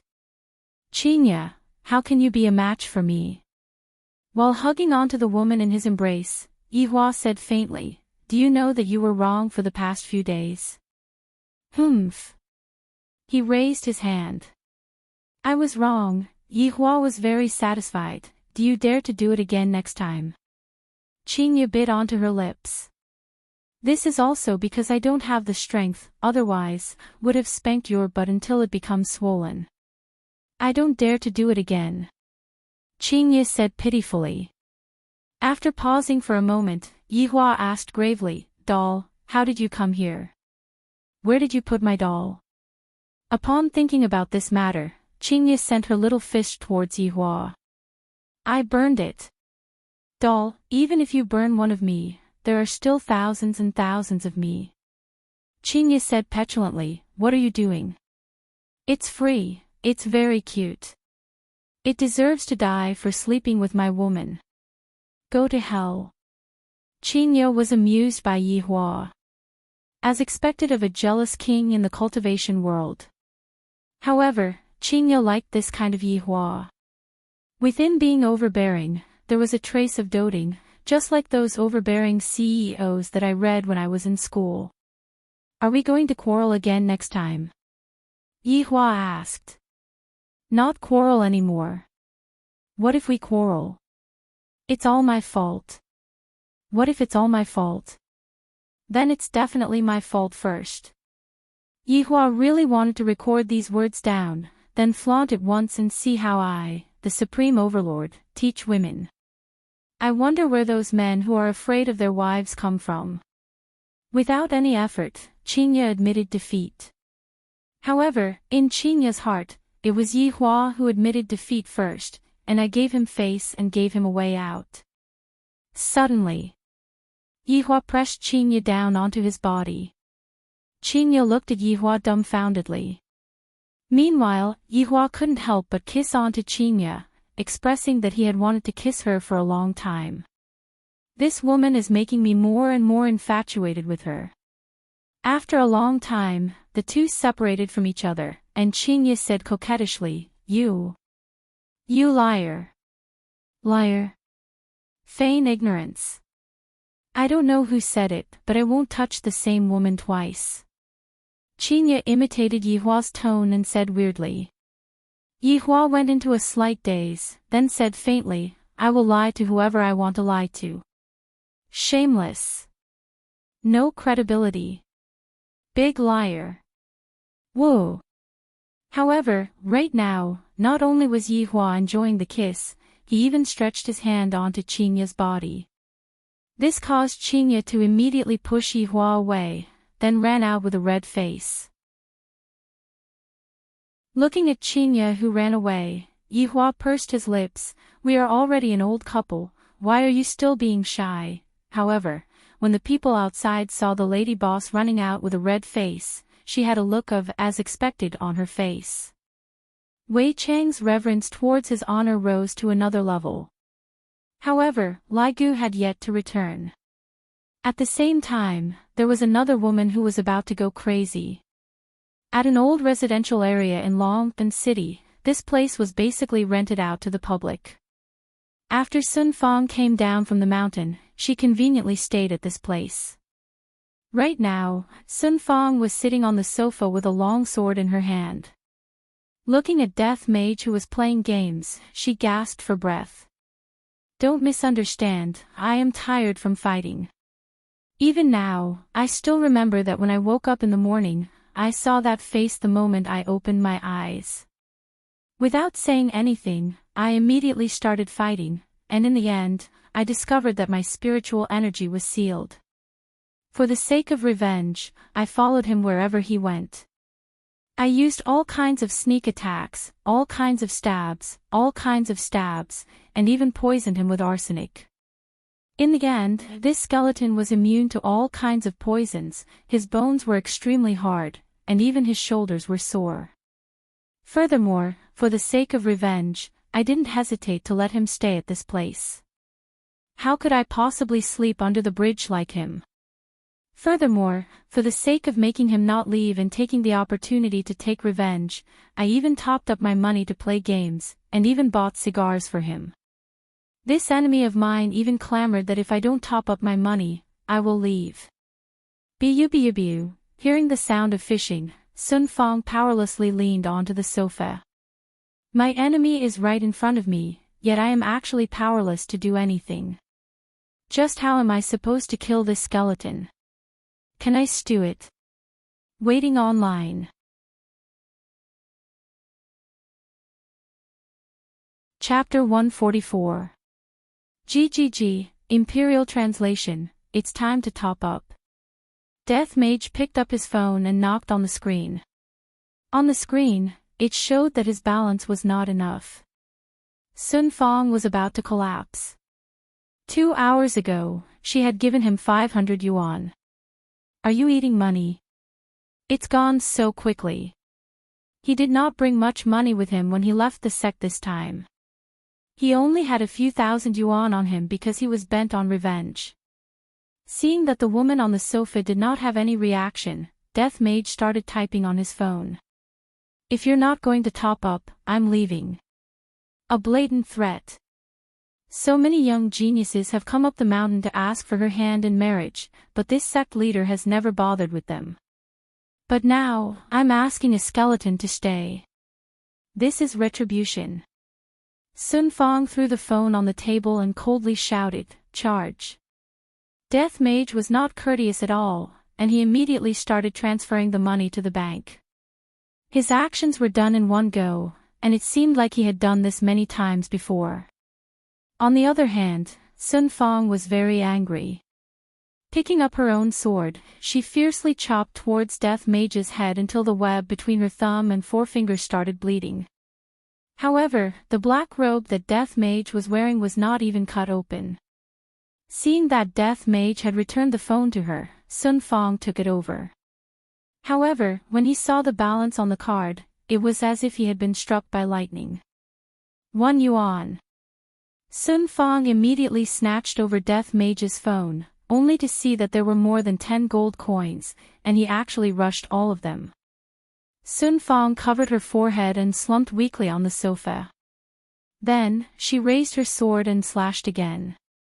As she slashed, she cursed, "You bastard, I'll chop you to death. How dare you use my money to play games? You don't want to eat, but I still want to eat. I'll hack you to death." Ah! Bu. Sun Fong was speechless. Looking at the cigars on the table, Sun Fong's gaze hardened. She took one out, walked into the kitchen, and took out a blue bottle from her backpack. Ecstasy powder. This poison was in the form of powder and could be added to drinking water. It could also be ignited and floated in the air. It was an essential medicine for killing and robbing people. Furthermore, it was extremely precious. Sun Fong did not want to waste it, but she had no other choice. He added the ecstasy powder into the cigar. "Suck you to death, you bastard." After she was done, Sun Fong took a deep breath and walked out of the kitchen. Looking at Death Mage, who was playing the game with a serious expression, Yu Yang slowly walked over and stretched out the cigar in his hand. Without even looking at Sun Fong, Death Mage took the cigar and placed it on his mouth. Seeing that Death Mage did not have the intention to start a fire, Sun Fong let out a breath and calmed herself down. Picking up the lighter, Yu Yang personally lit the fire for Death Mage. The southern girl was actually reduced to lighting a fire for a skeleton. She really wanted to die. But he was about to die. Death Mage took a deep breath. Smoke had yet to come out from his mouth, but his body was already smoking. Sun Fong's gaze congealed. Looking at the drifting smoke, she seemed to have thought of something, and immediately covered her nose and ran towards the window. Fiercely opening the window, Sun Fong took a deep breath. She was so angry that she became muddle-headed. GGG, Imperial Translation, how fragrant. Cough cough cough. Sun Fong leaned against the window and coughed violently. She even coughed up blood. Death Mage played around and smoked whatever he wanted to, but he was completely fine. On the other hand, Death Mage himself was poisoned. Before he could take his revenge, he would die in front of his enemy. Most importantly, he had poisoned himself to death. Heavens! What did I, Sun Fong, do wrong to make you treat me like this? Death Mage took a look at the woman who was leaning against the window and thought to himself, this woman is too stingy. Didn't I just use a few coins from you? Just because of this, he wanted to commit suicide. Sun Fong turned around and glared at Death Mage. Even if I'm going to die, I'm going to turn into a ghost and kill him. Death Mage sighed powerlessly, then shot out a black fog from his bony finger into Sun Fong's body. Sun Fong laughed coldly. You don't need to do anything. This sect leader is going to die too. However, I won't let you off in this lifetime. At the moment of death, Sun Fong suddenly felt that her breathing was smooth. Her feet were no longer numb, and her hands were no longer sore. She could climb several floors in one breath. Why? Why must even death be exploited?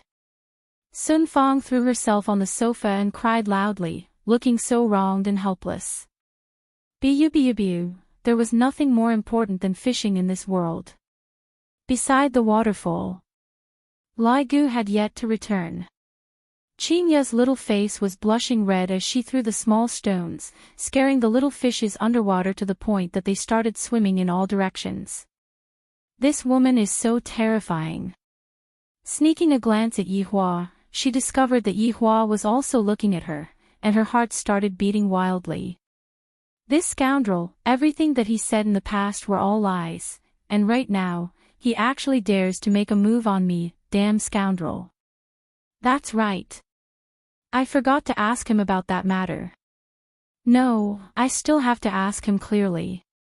If it really doesn't work, I'll just run. With a blushing face, Qingya pulled Yihua into the tent again. The few people outside the tent went into a daze. The lady boss's desire is really not satisfied. Seeing that Qingya was so anxious, Yihua smiled lightly. What? It is not even night time yet, and you are already impatient. Impatient my ass, let me ask you something. Qingya said solemnly. Come into my embrace first. Can you be a bit more serious? I like the feeling of hugging you. Qingya went into a daze. Did this man become enlightened recently? He knows how to make me happy now. However, being able to hear what Yihua said, Qingya still felt sweet in her heart. She shifted her body and leaned into Yihua's embrace. Meanwhile, Yihua lightly hugged the woman in his embrace and caressed her beautiful hair, feeling very comfortable. Didn't you say that you are going to take wedding photos? You choose a date. Yihua said faintly. Qingya smiled, her smile was exceptionally beautiful, and said tenderly, then, you better not regret it. Do I look like someone who will regret it? Bragging again. Yihua stretched out his hand and flicked Qingya's forehead. Why did you hit me again? I like it. Qingya rubbed onto her forehead and said earnestly, I have something to ask you. Speak. Are you being chased? Qingya sat up and looked at Yihua nervously. Meanwhile, Yihua was also stupefied by Qingya's question. I, the Supreme Overlord, am being chased. What a huge joke. However, looking at Qingya's nervous expression, Yihua decided to tease this foolish woman. Suddenly, Yihua's expression became downcast. Looking at Yihua's expression, Qingya knew that she guessed correctly. Yihua, don't scare me. Yihua let out a heavy sigh. Qingya, it is still not too late for you to leave now. Hearing what Yihua said, Qingya's beautiful eyes immediately turned red, and she hugged onto Yihua's waist. I don't want to. GGG.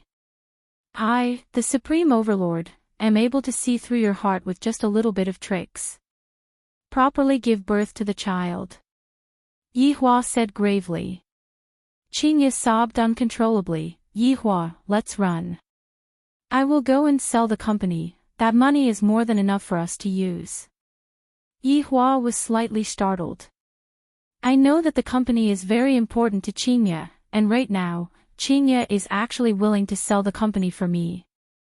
Lightly caressing onto the foolish woman in his embrace, Yihua said faintly, where are we going then? Anywhere is fine. Chapter 145. Qingya was anxious, then what should we do? Let's call the police. No, it's completely useless. Looking at Qingya's expression, Yihua finally couldn't help but laugh. Qingya went into a daze for a moment, then said fiercely, are you playing with me? You are the one who is too stupid, it's already good enough that I don't chase after others. You. I was so worried about you just now, and you still dare to tease me, Yihua. I will fight it out with you. Humph, come at me. Immediately, the tent began to shake violently. The people outside were all stupefied. This is too passionate, right? However, Lai Gu still hasn't returned. At this very moment, at a place 10 kilometers away from the waterfall, there was a place surrounded by green trees, birds were chirping, and flowers were fragrant. It was a pretty good utopia, but the precondition was that there was no one around. Although it looked like there was no one around, if one were to carefully sense it, the surroundings were filled with people, and they were just using a special technique to conceal themselves. In the cave at the side, a few big shots were gathered together. Their expressions were stern, and they were discussing something. That's right. They are the people from the north, and they are here to snatch something. Among them, there was an old face, Tang Wushuang. What was worth noting was that beside Tang Wushuang, there was a handsome man who had an imposing appearance, and he faintly gave off the aura of a person in a high position. He was the northern hidden aristocratic family, Yi Shao. Everyone present was very respectful towards him, and they didn't dare to offend him. The other three people were from sects with strength in the north. Supreme Intent Pavilion Master, Ichi Feng Summer Lane Master, Shuzhenhai Phoenix King Pavilion Master, Man Kai. Although these powers weren't the full strength of the north, they were still a sharp sword that pierced the enemy's heart at the crucial moment. Ye family head, since you are here this time, I reckon that you will be able to get twice the result with half the effort. Supreme Intent Pavilion Master He Feng said with a smile. This person was rather skinny, and he looked a bit wretched. Yi Shao swept his gaze across everyone and said, I am here because of Brother Tang's invitation. A single sentence caused the three big shots to hold back. Hidden aristocratic families are indeed awesome, aren't they? They still want to keep the ancient godly item for themselves, but they are too embarrassed to show themselves. If the other hidden aristocratic families were to find out, they would incur the wrath of the public and be attacked by the public. Big Brother Yi, I am afraid. Tang Wushuang cupped his hands and said with a smile. To be able to invite Yi Shao, it could be said that Tang Wushuang had put in a lot of effort, and the price he had to pay was to rely on Yi clan in the future. However, as long as he could obtain an ancient godly item, who could tell what would happen in the future? Yi Shao patted on Tang Wushuang's shoulder. When the time comes, just leave the opponent's experts to me. As for the ancient godly item, you must definitely get your hands on it. We can't let the southerners take it. Don't worry, Big Brother Yi. I will do my best. The owner of Summer Lane, Shuzhenhai, was a big fatty. His face was oily and shiny, and he looked like a pig. This was the most appropriate description. To be on the safe side, I've also called for backup. Shuzhenhai clapped his hands. Yi Shao saw a black figure walk in from outside the cave, and an oppressive feeling assaulted him. He could not help but frown, and two words appeared in his mind. An expert. This person was wearing a black cloak. That's right. He was the man from the arcade. The Phoenix King Pavilion Master smiled. Everyone sure is cautious. Yi Zhao's expression quickly darkened. Let me introduce. Shuzhenhai's chin trembled, and his pair of eyes were about to sink into his flesh. The cloaked man snorted, No need, I am called Emperor Tsang. Such arrogant words. Yi Zhao's eyes narrowed. I hate this kind of man who likes to act cool the most. To think that he would even dare to act cool in front of me, especially when his name has the word Emperor in it. Emperor Tsang's pitch-black eyes immediately looked towards Yi Shao. Yi Shao snorted. If you want to play, I will play with you. They looked at each other. Don't look down on this kind of looking at each other, there was a lot to pay attention to. Because when the two of them were releasing their aura, the one who was weaker would definitely move his gaze first. However, 1 minute later, the two of them seemed to be evenly matched. If they were to continue competing, it might cause a commotion, and it wouldn't be good if they were discovered by others. The two of them seemed to have come to an agreement, and they retracted their gaze at the same time. Emperor Tsang didn't expect that these people would be able to invite such external help. The strength of the external help is not bad, but it will disrupt my plans. Brother Tang, since it's like this, I will be leaving first. Yi Shao said faintly, then turned around and left. In actuality, coming here this time was a very big risk.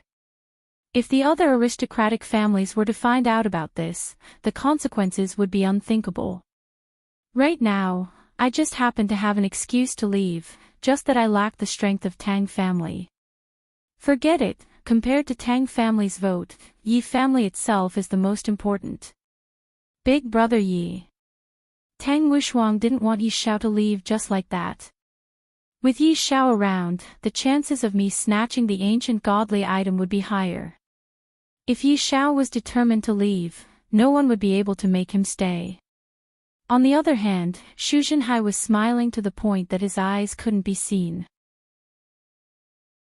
With Yi Xiao leaving, things will be much easier to deal with. Tang Wuxuang's expression was extremely bad. I won't let them take advantage of me. After snorting coldly, Tang Wuxuang left as well. Before the battle even started, 2 of the North's great generals had already left. This could only mean that they weren't united, or that it was because of Emperor Tsang's arrival. Everyone, let's talk about the plan. Emperor Tsang looked at the 3 people in front of him and said with a smile. On the surface, I was invited over by Xu Zhenhai, but in private, I have already reached an agreement with Yifeng and Man Kai, just that they didn't know about it. Especially this fatty, the other 2 are much smarter than you. Man Kai kept his smile and said gravely, this time, there is only us from the north, the others did not make a move. After all, almost all of the South's powers are here, and the South's aristocratic families might even be secretly protecting us, not to mention those mysterious existences from the South. Last time, we let Xiao Yi take advantage of us. This time, when we went to invite him over, he went into closed-door training. Xu Zhenhai snorted coldly. Yifeng shook his sleeves. He already has a Xianyuan sword. If he were to come and snatch the ancient godly item from us, then he would be the one who doesn't know what's good for him. Emperor Tsang didn't say anything and closed his eyes to listen. After a long while, Emperor Tsang slowly said, when the ancient godly item is unearthed, the South will definitely be the first to snatch the ancient godly item. Xu Zhenhai laughed loudly. What Emperor Tsang said is right. When the ancient godly item is unearthed, the South will definitely be the first to snatch the ancient godly item. Yifeng and Man Kai laughed but didn't say anything. You are still counting the money after being sold. Looking at the 3 idiots, Emperor Tsang revealed out a trace of an evil smile. Report. A disciple from Extreme Will Pavilion could be seen running over quickly. Pavilion Master, we can't get in touch with a team that was arranged 10 miles away. Yifeng's gaze became serious. I will go and take a look. Wait. Emperor Tsang said. Yifeng looked at Emperor Tsang suspiciously. The war is imminent, don't create unnecessary problems. If we were to fall into the enemy's trap, it would be bad. Just send someone over to take a look. Yifeng heaved a sigh of relief, then immediately gave the order. Thinking about it, he felt a lingering fear. If they had gone over rashly just now and fallen into the enemy's trap, then it would be over. Chapter 146. Beside the waterfall. Lai Gu had not returned yet. Yi Hua and Qingye, who was flushed red, walked out of the tent together. Qingye covered her pretty face with her hands, and she almost didn't have the face to see anyone. Didn't I just leave you hanging for a few days? How can there be such a vengeful person who is so aggressive? Your figure is getting better and better. Yi Hua said with a smile, then went back to fishing. Towards this kind of teasing, what else could Qingye do? I can only hope that the heavens will send down divine power to smack Yi Hua's butt and let him know how formidable I am. Looking at the smile on his honor's face, Wei Chang felt very happy as well. His honor is becoming more and more like a human. Congratulations on your honor regaining your wife's heart. Easy. Yi Hua picked up the fishing rod, indicating that he would be able to easily catch Qingye. What do you mean by easy? Qingye walked over and questioned Wei Chang. Wei Chang immediately turned his head around, expressing that he did not know anything. Yihua tossed out his fishing rod and snorted, "I said that fishing is easy." Qinya took a look at the bucket beside Yihua. It was really a piece of cake.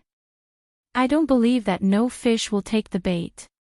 Not only was Lai Gu unable to catch any fishes, Yihua, who was his honor, was also the same. However, Yihua was still able to sit still. Looking at Wei Chang, there were countless small fishes and a few big fishes. "Give me the fishing rod," Qinya shouted out. The people at the back immediately sent fishing rods. He skillfully hooked up the bait and cast the fishing rod. "What are you looking at? Haven't you seen me fishing before?" Qinya rolled her eyes at Yihua. "BB. Let's compete then, what are we betting on?" Qinya was in a good mood and said tenderly. "Speak."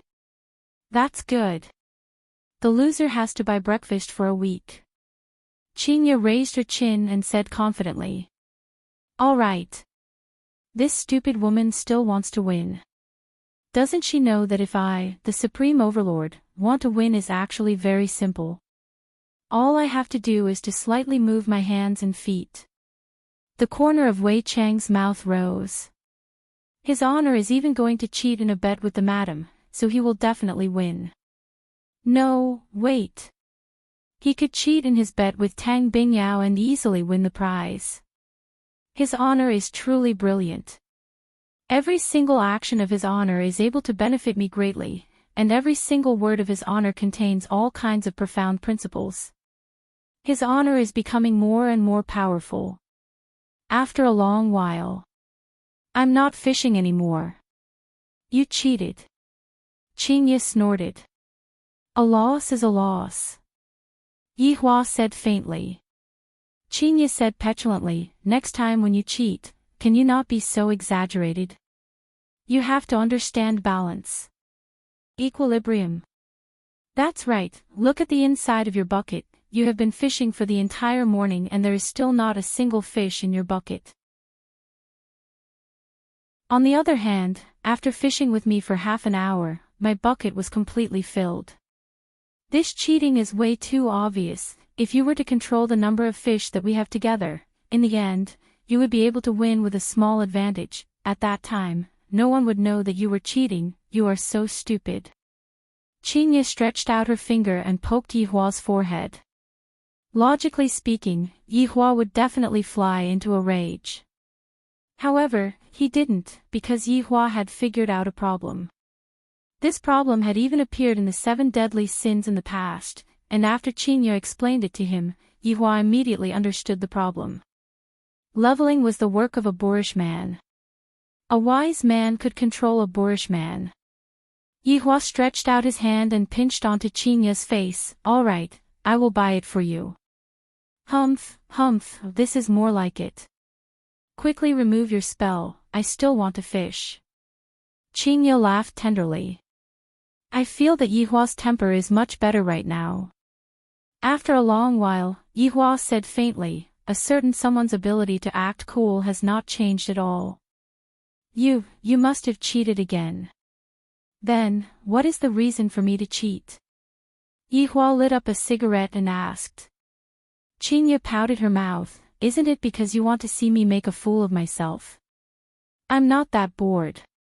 Yihua's index finger slightly moved, and the shoal of fishes under the water began swimming freely again. "All right, I, Yihua, am just that bored." Wei Chang, who was at the side, memorized every single action of his honor. The more he thought about it, the more astonished he became. This is too profound. I feel that I and Xiao Tang will be able to do that very soon. "Boss, I am back." Lai Gu could be seen carrying Wen Xia, who was unconscious, and walking out from the forest at the side. After placing Wen Xia into his tent, Lai Gu ran over to fish happily. After sitting for a while, Lai Gu felt that the atmosphere wasn't right and asked puzzledly, "What's wrong?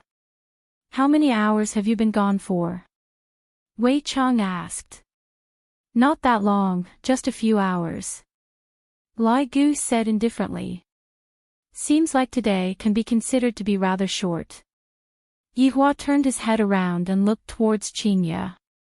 Qinya immediately knew what Yihua was thinking about, and she immediately punched towards Yihua. Bai Xiaozhen walked over to the tent and checked on Wen Xiao's injuries. Bai Xiaozhen and Tang Wei continued to take care of the food. Xiao Tang, you take care of this place first, I will be back very soon. Yihua said gravely. All right, Sister Iran. After saying that, Yihua disappeared, because she felt that there were some small fries that came over to disturb the boss's rest. A few minutes later, Yihua came back, and not even a strand of his hair floated out. Yihua and the others naturally felt that Yihua came back, and he said to Lai Gu and Wei Chang, both of you did well. Thank you for your praise, boss. Thank you for your praise, boss. Qinya was confused. I don't understand what they are talking about. Is this a code word? The sky gradually darkened, and everyone sat on the chairs and began enjoying the delicacies. Meanwhile, Yihua stood up and raised his wine cup. Everyone didn't dare to be negligent and immediately stood up. Of course, this included the four maids as well. Among them, Wen Xia was extremely shy. The redness on her face had yet to fade away. Yihua said faintly, it has been a long time since I came out, I am very happy this time, cheers. Boss being happy is our happiness. Other than Qinya, everyone shouted out in unison. This made Qinya feel like she was an outsider. After sitting down, Yihua said to Qinya, weren't you curious about the so-called cultivation world? Today, I will let you take a look. Without waiting for Qinya to reply, Yihua waved his hand, and a light blue halo appeared above the dining table. Just like a holographic image, many people appeared in the holographic image, and every single one of them had an excited expression on their face. Yihua said faintly, everyone, let's eat while watching. Qinya stared at the holographic image without blinking, completely unable to care about eating. Yihua didn't stop her. It is time for Qinya to come into contact with the cultivation world. However, I have to do it slowly, I'm afraid that she won't be able to accept it. However, other than Qinya, Tang Wei was also attracted by the holographic image. Those three celebrities were still alright, they were eating while watching. As for Yihua, Wei Chang, and Lai Gu, they didn't really care about the holographic image. Perhaps, the three of them would only take a look at the holographic image when the little skeleton appears. At a place that was 20 kilometers away from where Yihua was, a huge mountain was basically flattened, and there were all kinds of excavators placed around the mountain. At the center of the mountain, there was a hole that had a diameter of 20 meters, and the hole was connected to the underground. Standing at the side of the hole were Wang Debao, Zhui Xinran, Ji Anyan, Guang Tianlu, Hai Daixi, Che Zhishuan, Yang Yi, Gu Zheng, and Cloud Sect's new sect master, Sun Yi. She was Sun Fang's junior sister. What they wanted was only the ancient godly item, and they didn't have any thoughts about those treasures. It's out! It's out! It's out! The people inside the hole could be heard letting out excited cheers, and at this moment, everyone's heart was in their throats. What is the ancient godly item that appeared this time? Sword. Armor. And it's even an artifact.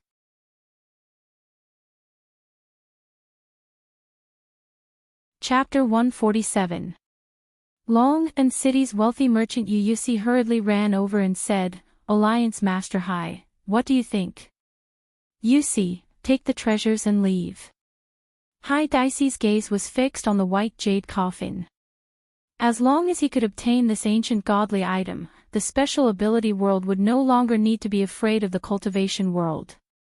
Hai Daixi could almost see the rise of the Esper world.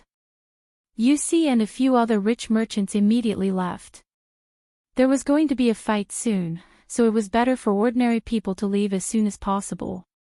The ordinary people quickly retreated, but at this time, countless people appeared in the air and on the ground. They stood behind their leaders, and tens of thousands of people surrounded the white jade coffin. A great battle was about to break out. Wang Debao stood out and said with a smile, "How are we going to split this ancient godly item?"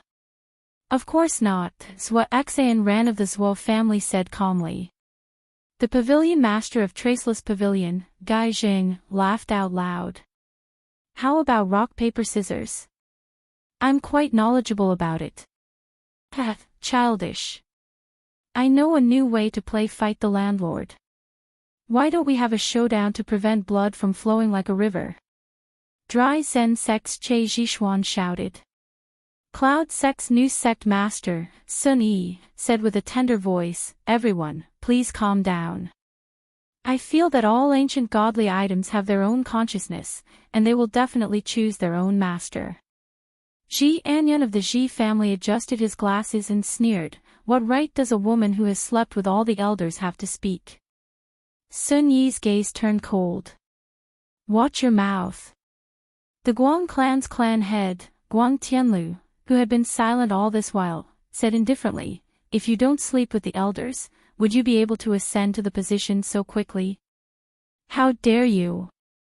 Our sect master is not someone you can slander." Cloud Sect's disciples shouted loudly, all of them drawing their swords. Sun Yi smiled faintly and said, "There's no proof for your words. It seems like my Cloud Sect has something to say.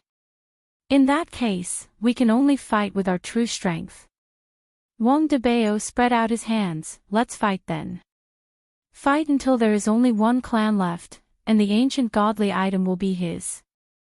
The few big shots nodded their heads. How could there be no bloodshed when snatching an ancient godly item? Just as the few parties were preparing to start fighting, a lump of black void appeared in the middle of the battlefield. Death Mage could be seen walking out with a scythe in his hand and a cigar in his mouth. There was also a woman hugging onto him. Everyone present was dumbfounded. Sun Fang, who was in Death Mage's embrace, was also stupefied. 1 minute ago. In the rented apartment. Death Mage had already charged his phone fully, just in case his phone ran out of battery while he was playing. He did not want to top up his balance for the time being. The cigar had also been prepared, it was time to set off. But before he left, he still had to ask Baidu how to make a woman fall madly in love with a skeleton. However, the search failed. Let's replace the skeleton with a man. As expected, a lot of answers appeared, and Death Mage felt that none of them were suitable for him. He had to have meat first. A hero saving a damsel in distress. She is too ugly, subtly showing off to win the heart of a beauty. This could be considered. GGG, Imperial Translation, Ugly woman, I'm bringing you out to show off. Sun Fang was so tired from crying that she fell asleep. She opened her red and swollen eyes and immediately got up to attack. Even Sun Fang, who possessed spiritual power, was not Death Mage's opponent, let alone Sun Fang, who did not possess any spiritual power. Reaching out, he summoned Dark Void and stepped inside. That's what happened a minute ago. The southern girl's eyes were red as she leaned against a skeleton, and her hands seemed to be beating the skeleton's chest. How could such a scene not cause one's imagination to run wild? The tens of thousands of people who were present immediately started whispering to each other. TSK, TSK, TSK, this Cloud Sect master sure is licentious, she really did it with a skeleton. Does the skeleton even have one? Look at that girl, she even started crying. The big one was done by the skeleton, and the small one was done by the elder. So this Cloud Sect is a den of lust. That's right, I originally thought that Sect Master Sun was framed, but from the looks of it, her taste is indeed unique. What do you all know? This is called bone-hugging legs. Do you know who this black robe is? The black robe that is fighting against Xiao Yi. Otherwise, do you think that Sun Fang would serve him? F***K, there is such a thing. This woman is indeed licentious enough, she even pretended to be a saintess in the past. TSK, tisk. Sun Fang's originally red face gradually became deathly pale. Although they were speaking very softly, their words still entered into her ears. Sunny could be seen walking a few steps forward and saying with a smile, "Senior sister, why did you suddenly appear here? It can't be that you have a backer now, so you want to come and snatch me, right?" The big shots who had been secretly in love with Sun Fang completely gave up. Just based on the scene just now, their goddess must have definitely been pleasured to the heavens by the skeleton. Filthy pervert. Qing Lei sect master said gravely, "Sun Fang, I have misjudged you. I didn't expect that you would abandon yourself and become a female slave of a skeleton. Sun Fang, why did you have to do this? In the past, you said that you wouldn't look for a man in your entire life, but now, you, sigh." Hai Daisy lamented bitterly, and tears of regret flowed out from his eyes. Dry Zen sect master Che Zhishuan said faintly, "Sun Fang indeed didn't look for a man, what she looked for was a skeleton." When Che Zhishuan said those words, everyone laughed. Sun Fang had a bewildered look on her face as she pushed Death Mage away and took a few steps forward woodenly. "You all have misunderstood, it isn't what you all think." Sun Fang roared loudly. "Why is everyone misunderstanding me? How can I possibly be together with a skeleton? I want to take revenge." Traceless Pavilion's Gaijing said faintly, "Sun Fang, you disappoint me too much. I didn't expect that you are this kind of woman, you truly threw away the face of our cultivation world. Sect Master Sun, quickly go back to your daddy skeleton's embrace." "Daddy skeleton's fingers are very long, but they are too thin. My fingers are just right for you, do you want them or not?" Those disciples immediately started using their taunting skills. Sun Fang clenched her fists tightly, and upon seeing that, Death Mage immediately released the seal on Sun Fang. Boom! Sun Fang's body could be seen emitting a bright light that soared straight into the sky, lighting up everything within a radius of a mile. Everyone was stupefied. She actually broke through at this time. A purple longsword condensed in Sun Fang's hand, and light immediately shot out in all directions. "Why aren't you all willing to believe me? Why?" Sun Fang roared towards the sky, then casually waved the purple longsword in her hand. A purple crescent-shaped sword chi pierced through the sky and slashed towards the crowd of people.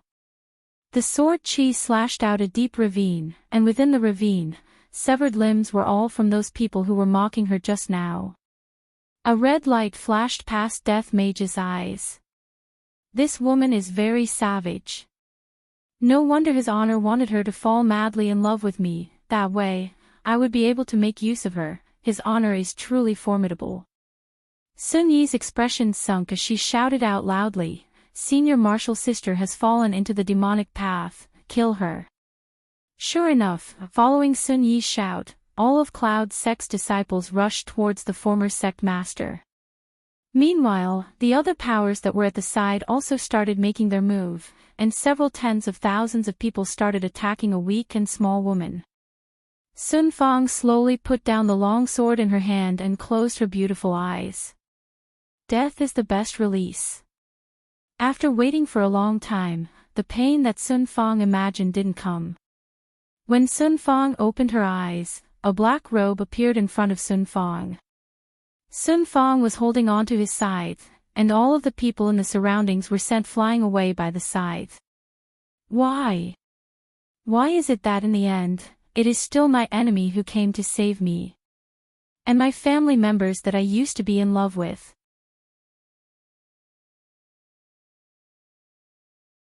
Chapter 148. Everyone didn't think the black robe would leave so easily. They all thought he would help Sun Fang. Zhua Xan Ran was very annoyed. Sun Fang killed all his people just now. Just as he was about to take revenge, the person disappeared. "Don't you think so?" Wang Debao chuckled. "Alright, let's open the coffin first." "Yes, let's open the coffin first." It won't be too late to snatch it then. Hai Dicey laughed. However, everyone held their breaths. Just what kind of ancient godly item was inside the coffin? Yun Sect sent out 4 disciples to open the coffin. Those 4 disciples were extremely nervous. Coffin. There must be someone inside. And the ancient godly item was inside the coffin. Maybe it was the guardian of the ancient godly item. Now that the coffin was opened, what if the corpse came back to life? Hurry up! Sunny shouted coldly. Dilly-dallying. The 4 disciples didn't dare to waste any more time. They stood at the 4 corners of the coffin, took a deep breath and channeled their energy. Zzz. The white jade coffin emitted a heart-wrenching sound, and no one dared to breathe too loudly. When the coffin lid was opened, the 4 disciples were shocked. A 7 to 8-year-old little girl laid inside. Her hair was tied into 2 ponytails and she was wearing a beautiful princess dress. Though her eyes were closed, she looked very cute. Her baby fat face made people want to touch it. But no matter how attractive she was, it wasn't as important as the thing in the little girl's hands. Ancient godly item. Yun Sect's disciples' faces darkened. They were the first to snatch it. Hai Dicey humphed. He waved his hands and used wind magic. The 4 people from Yun Sect were blown into the sky and turned into 4 stars. Sect leader Sun, good plan. Gu Zheng's eyes were filled with anger. Sunny scolded him for being an idiot and squeezed out a smile. It's inevitable that there will be a few traitors in our sect. On the side, Wang Debao was discussing something with the other 3 patriarchs. It wasn't anything good. Che Zhishuan lifted the coffin up with one hand. It stood upright and faced everyone. Seeing the person and the item inside the coffin, everyone gasped. It was a cute little loli. But no matter how cute she was, she couldn't be as cute as the item in her hands. 9 Demons Punishing Tower.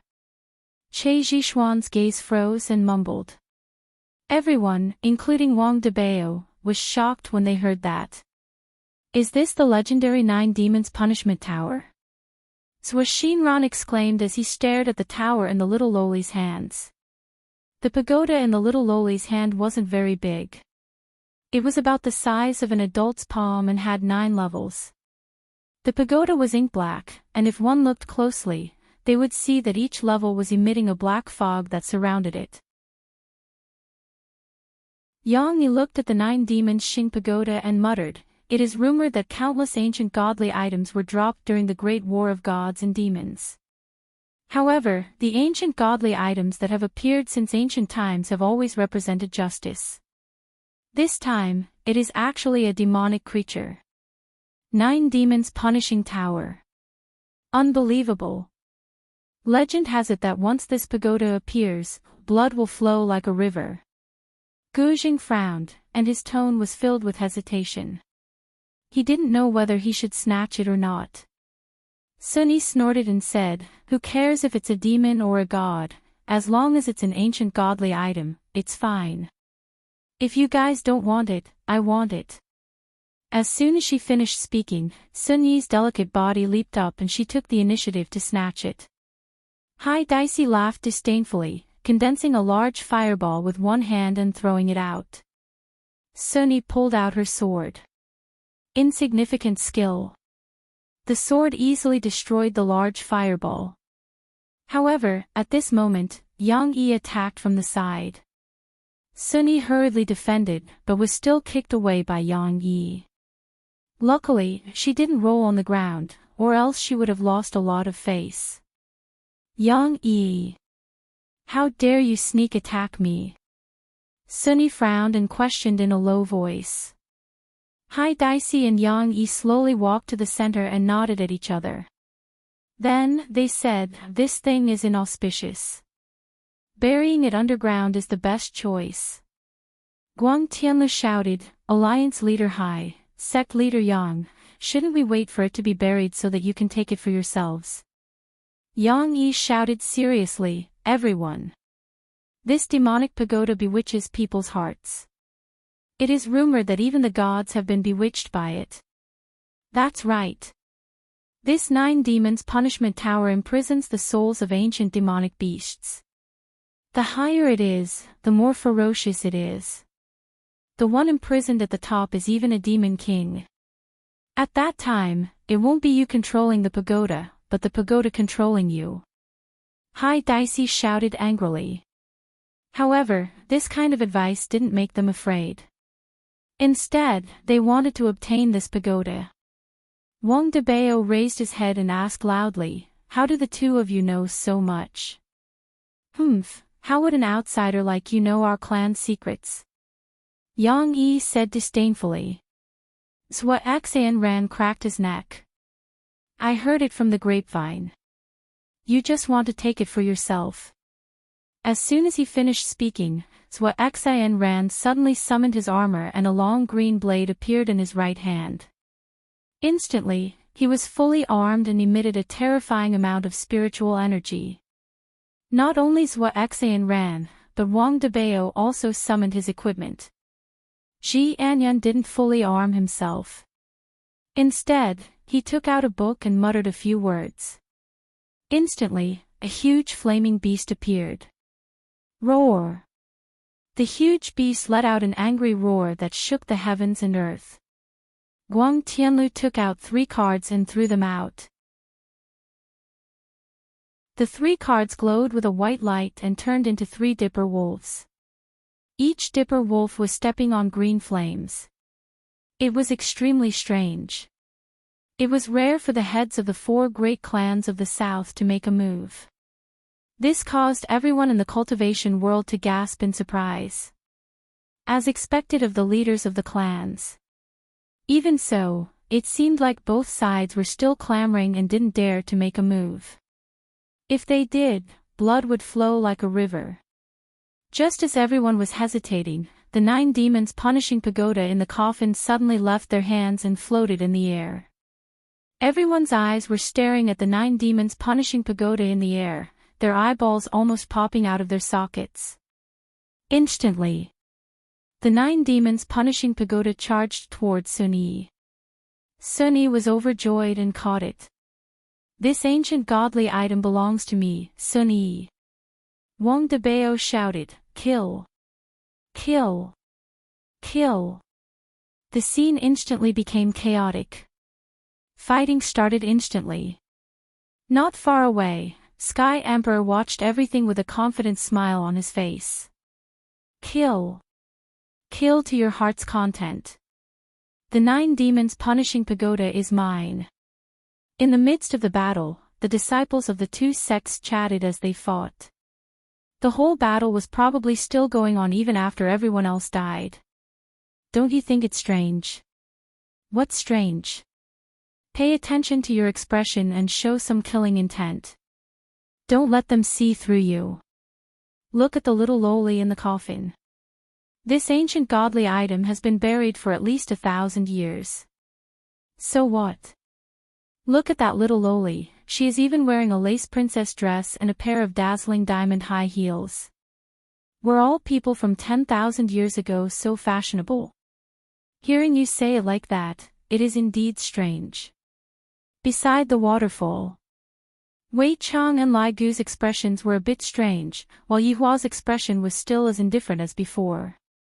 The little loli in the coffin is truly pitiful, dying at such a young age. Qingye couldn't help but say.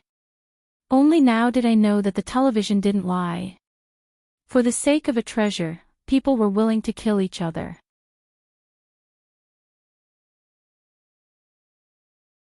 Chapter 149. Qingye looked at the little loli in the coffin and said, that's right, she is so cute, it is such a pity that she died. Wei Chang and Lai Gu took a look at each other and revealed a helpless expression. Stop looking, the dishes are getting cold. Yihua warned. This woman is already mesmerized by the scene. Stop messing around, let me see the result. There are so many people fighting over that tower, Yihua, why don't you go and fight over it? Qingye asked curiously. Yihua lit up his cigarette and said faintly, what is there to fight over for trash?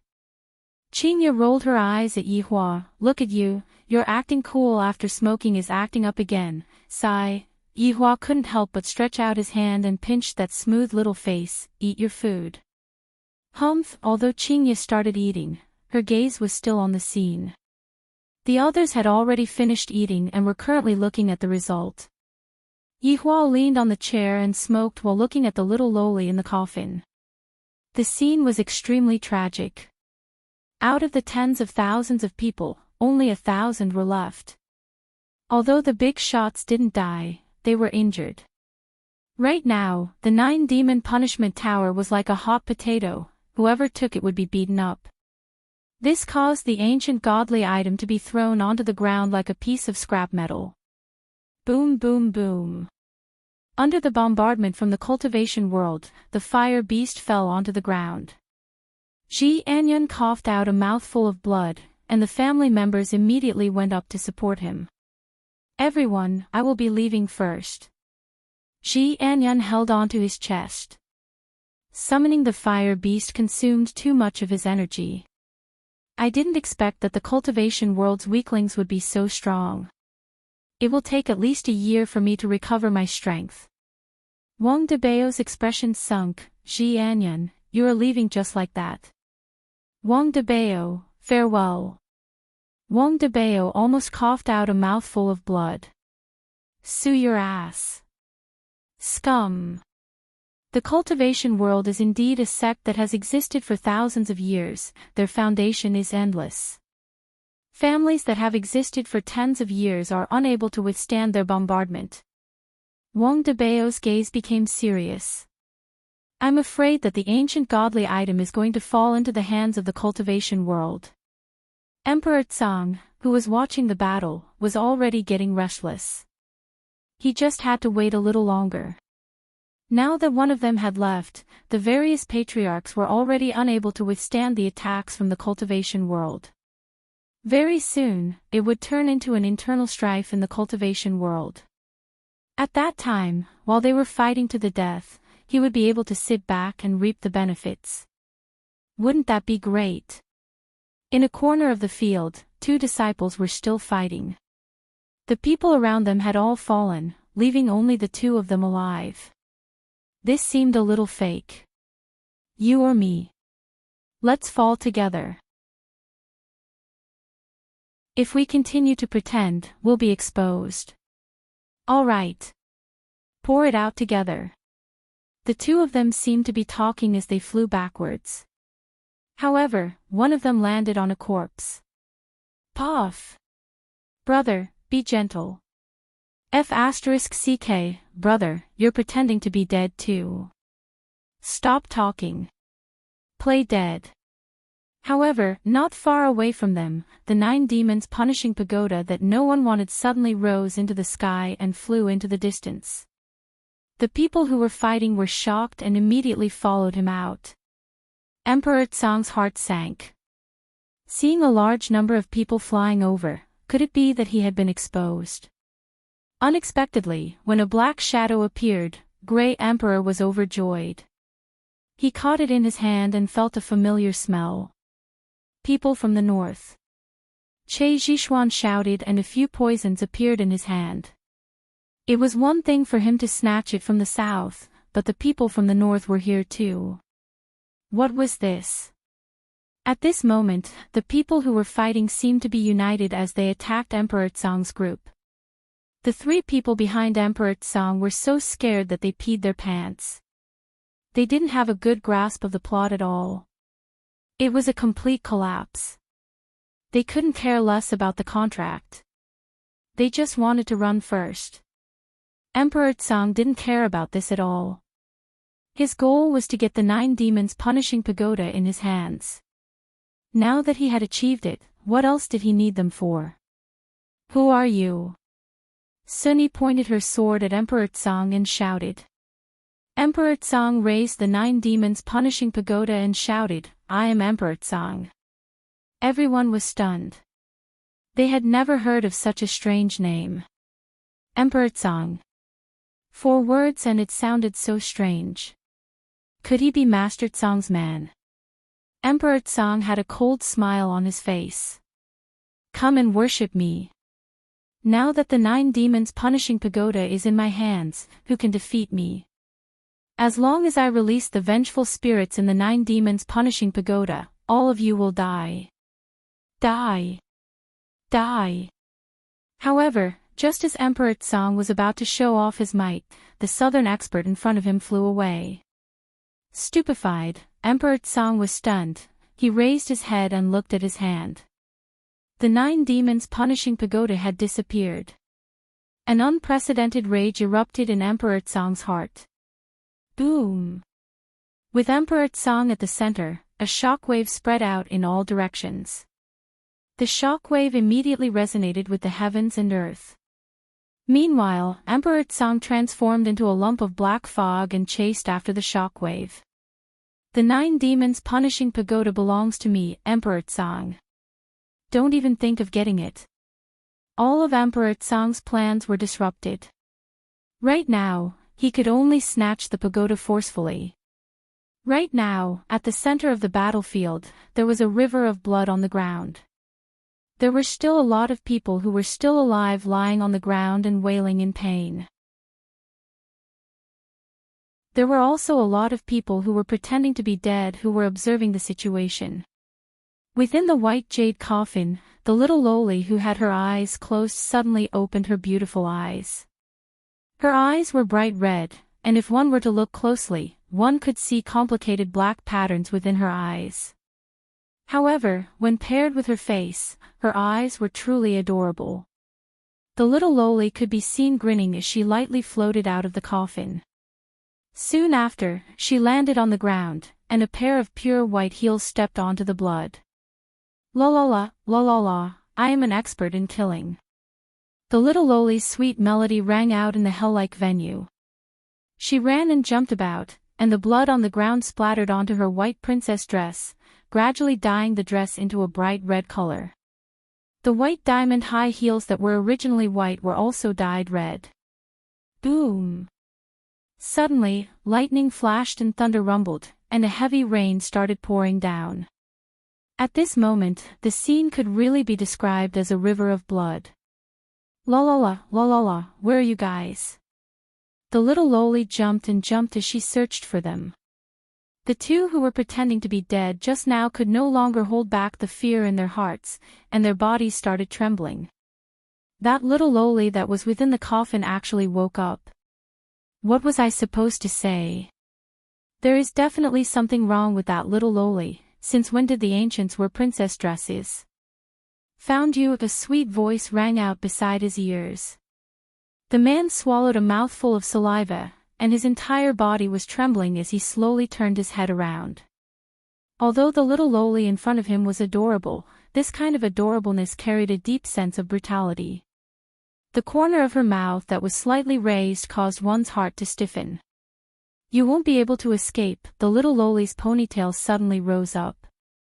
The man couldn't help but want to escape, but that was impossible. He could only watch as the ponytail drilled into his mouth, and he could even feel that his hair was growing crazily in his mouth, from his head to his feet. No! She is sucking my blood essence. No! No! The man's miserable screams rang out in the spacious and empty venue, and the little loli's ponytail gradually turned from black to red.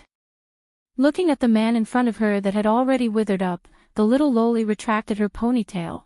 It wasn't easy for me to think of a way, but only this many people came. Hateful, what a waste of my brain cells. The little loli puffed up her cheeks and stomped her feet. Her ponytails immediately fluttered about, and no matter if it was dead or alive, she would stab it into the man's mouth and absorb it. Those who were dead already had no feeling, and they were considered lucky. However, those who were pretending to be dead felt as if their bones were being peeled off, and they were wailing unceasingly.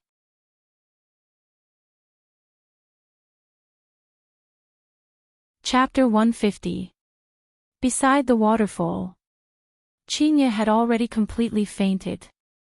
When both sides were fighting in full swing, one wouldn't be able to endure the feeling of dizziness. If she were to see the scene of the little loli sucking the blood of the little loli, she reckoned that she would definitely turn into a fool. Yihua hugged Auntie Chinya and lightly caressed Auntie Chinya's smooth face. A trace of an arc appeared on the corner of Yihua's mouth. The stimulation training is almost done, I have to take it slow. Boss. Lai Gu put away his usual frivolous attitude and said gravely. Yihua looked towards the night sky and said faintly, let's take a look first.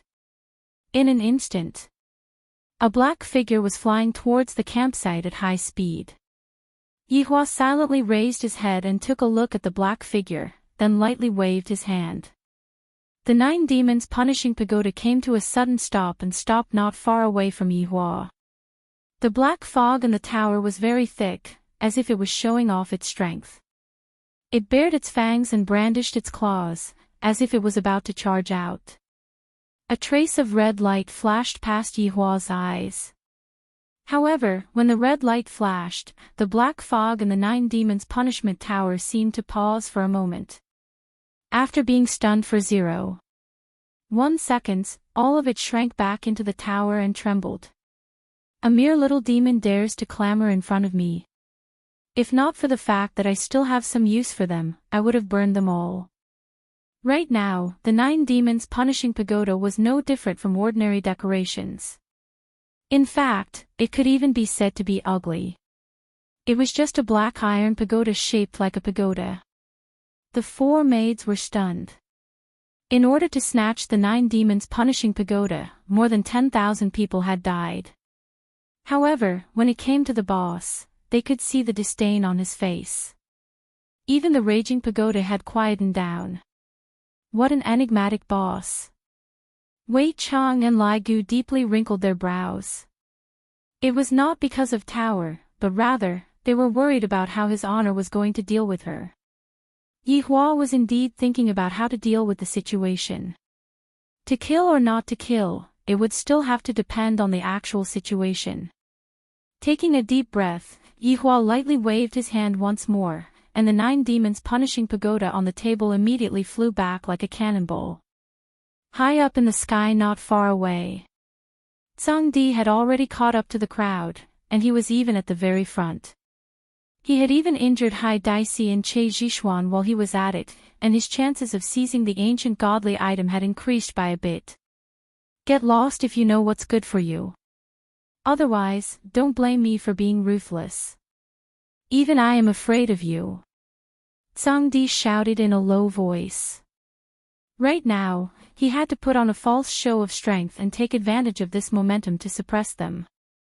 Otherwise, if they joined forces, it would be very difficult to deal with them. The others didn't even bother with Zhang Di and continued flying. Emperor Zhang had never been ignored like this before, and he immediately flashed in front of everyone. You don't know how to appreciate favors. You really refuse a toast only to be forced to drink a forfeit. Today, I will exterminate all of you. Just as Grey Emperor was about to display his might, a shocking aura came from behind him. Grey Emperor thought that someone was sneaking up on him, so he slightly dodged. Wang Debao, who was in the group, was overjoyed. It was not a hidden weapon at all. The 9 demons punishing pagoda had flown back. And it's flying towards me, haha.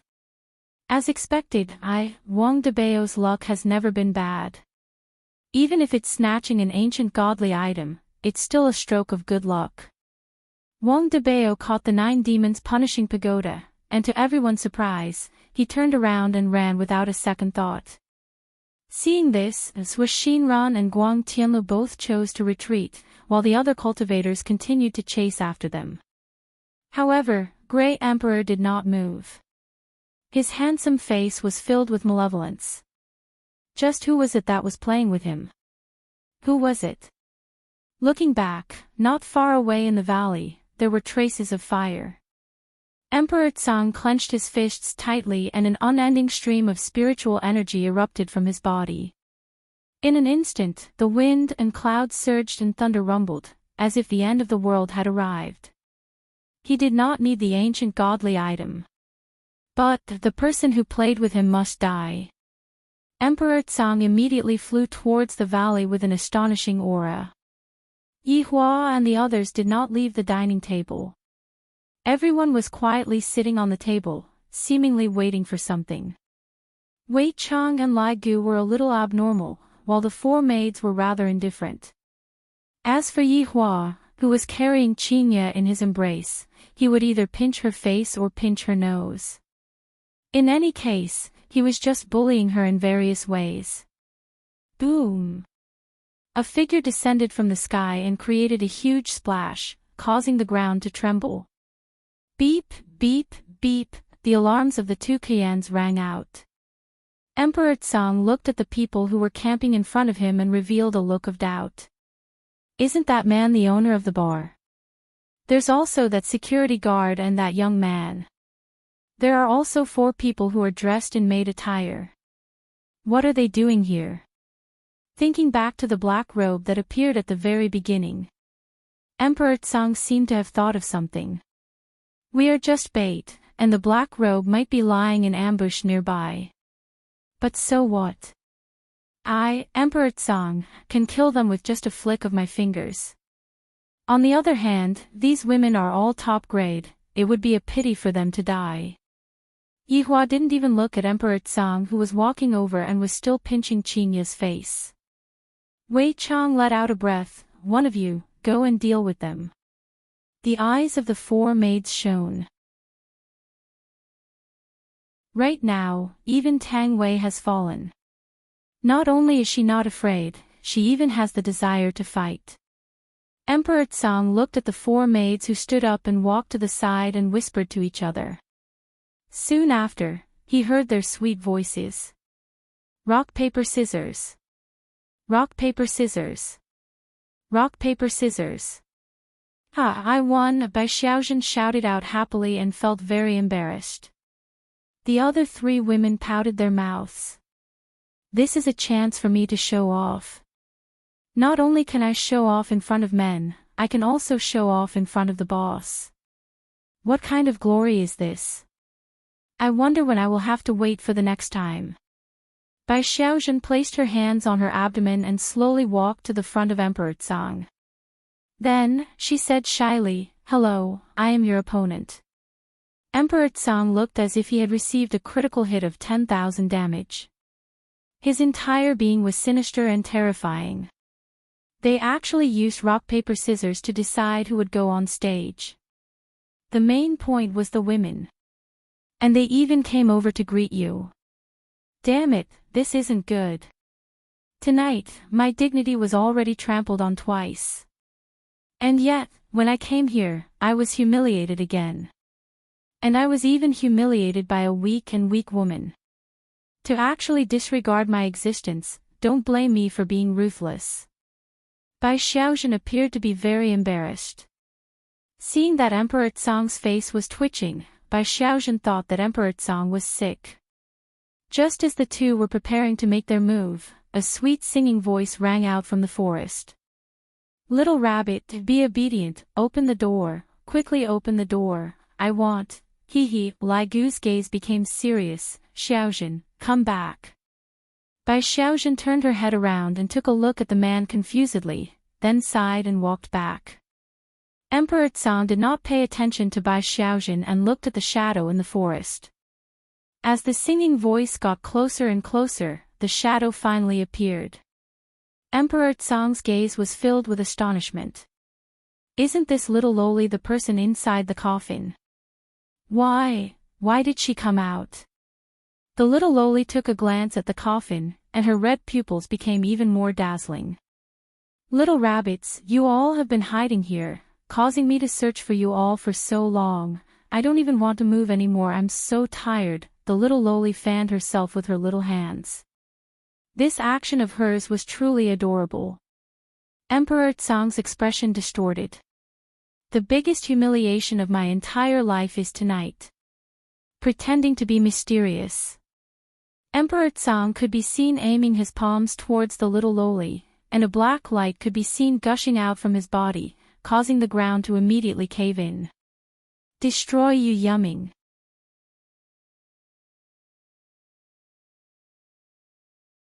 Chapter 151. Emperor Tsang retracted his palms and stared ahead. The dust gradually dissipated, revealing a gigantic semicircular chasm in front of him. It was as though a gigantic machine had excavated a mountain range.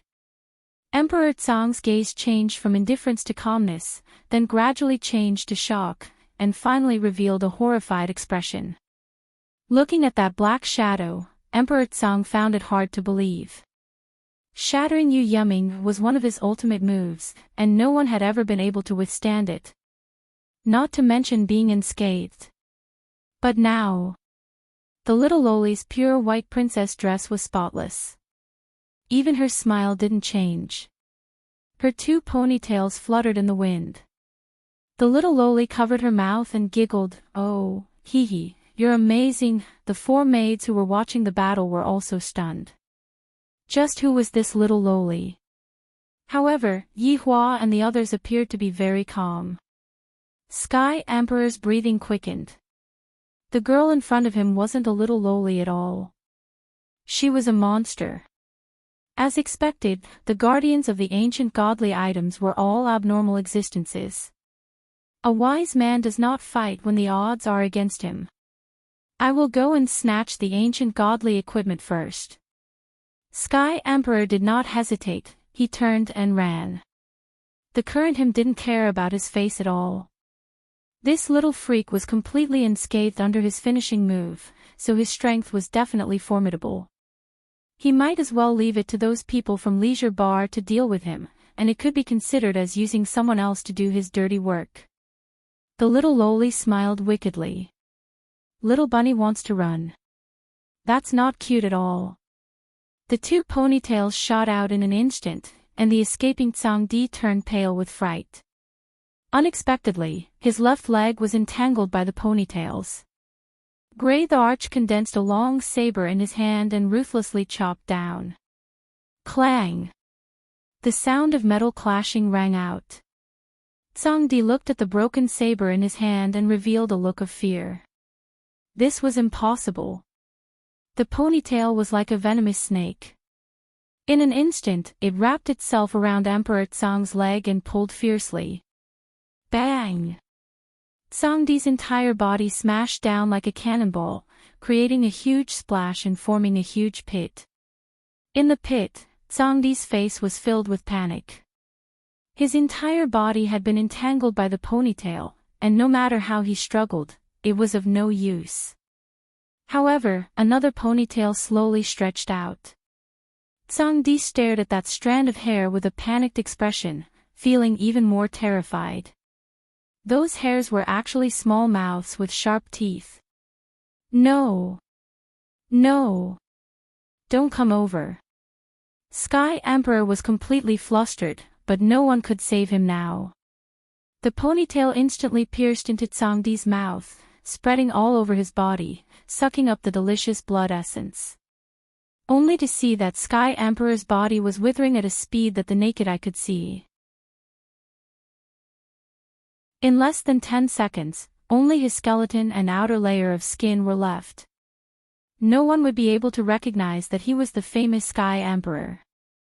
And even though Emperor Tsang died, he didn't understand many things.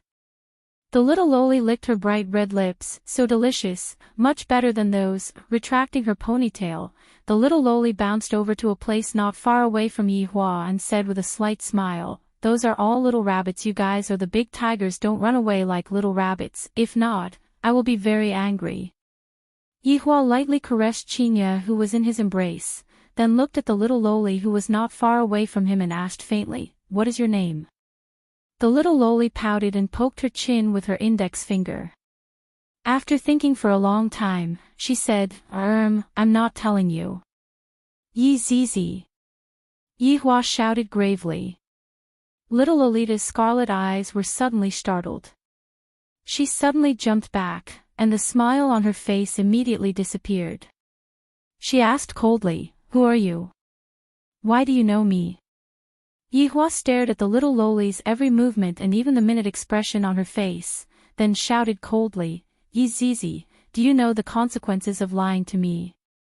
The little loli grinned and shook her ponytail, "Although I don't know why you know me, but you guys are really delicious, impudent." Impudent! Wei Chang and Lai Gu shouted out, and a burst of killing intent erupted out from their bodies. The little loli spread out her hands and had a look of disdain on her face. She even took out a small mirror and looked at herself to see if her hairstyle had changed or not. Wei Chang and Lai Gu could clearly feel that his honor was really angry, and the two hurriedly said, "Boss, let us do it." Yihua knew what Wei Chang and Lai Gu were thinking. They wanted to protect her. That's right, Wei Chang and Lai Gu indeed wanted to protect the little loli. If they were to take action, the little loli would definitely not die, but if they were to let his honor take action, the little loli would most likely die. Wei Chang and Lai Gu felt that his honor was just joking in the past. How could it be possible for the 7 sins to betray his honor? However, looking at the current situation, it was no different from betraying his honor. Although in the past, she was everyone's joy, and even when she took on a human's name, she still had the same surname as his honor, and even went so far as to give his honor a nickname, Big Bones. Within the 7 sins, only she, Yi Zizi, dared to address his honor as Big Bones. However, the current her was no longer the Yi Zizi from back then. Even if that was the case, Wei Chang and Lai Gu found it hard to believe what was happening in front of their eyes. Yihua took a deep breath, and his thoughts went back to a long time ago. He remembered that back then, Yi Zizi was still very small, just like a little doll. Back then, Yi Zizi was being surrounded by humans, and when I and the others passed by this place, we killed the humans. Originally, we were going to kill Yi Zizi, but one of the 7 sins could see that Yi Zizi was not a human, and thus, he spared Yi Zizi's life. Even now, Yihua could still remember that back then, Yi Zizi's eyes were scarlet red, and she had a look of not wanting to admit defeat. The facts proved that in the future, Yi Zizi would become an indispensable character within the 7 sins. Wei Chang only ate living humans, while Yi Zizi didn't even let the dead off. However, she had a bad personality, and that was that she was too lazy. If she could lie down, she would definitely not sit down. I really don't know where she learned this bad habit from. From what happened today, it could be seen that Yi Zizi didn't want to go to the 7 sins one by one, and instead, she wanted to use an ancient godly item to lure the 7 sins over and capture all of them in one go. Looking at that familiar face, the final scene appeared in Yihua's mind. Yi Zizi was surrounded and attacked by 3 overlords, and in the end, she fell into Yihua's embrace. The words that she said back then were still resounding in Yihua's mind. He remembered that back then, Yi Zizi's entire body was covered in blood, and she didn't even have the strength to raise her hand. However, that pair of scarlet red eyes of hers was still leaking out unwillingness. Big Bones, Zizi doesn't want to die, Zizi wants to play with you, Zizi wants to compete with the gluttonous monster, Zizi still wants to ride the big bone dragon, Zizi wants to be together with you all, Big Bones. Zizi is so cold, so cold. Sensing that Yi Zizi's body was gradually becoming stiff, Yihua revealed the pain of humanity for the first time, and Yihua's painful howls resounded throughout the entire battlefield.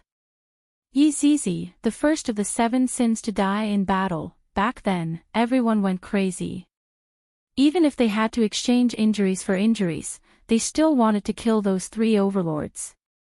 She was indeed exactly the same as Yi Zizi, everything was the same, but in the end, it was just an empty shell, and the soul had already changed. Yihua wouldn't allow anyone to taint the Yi Zizi from back then. Even if it was just an empty shell.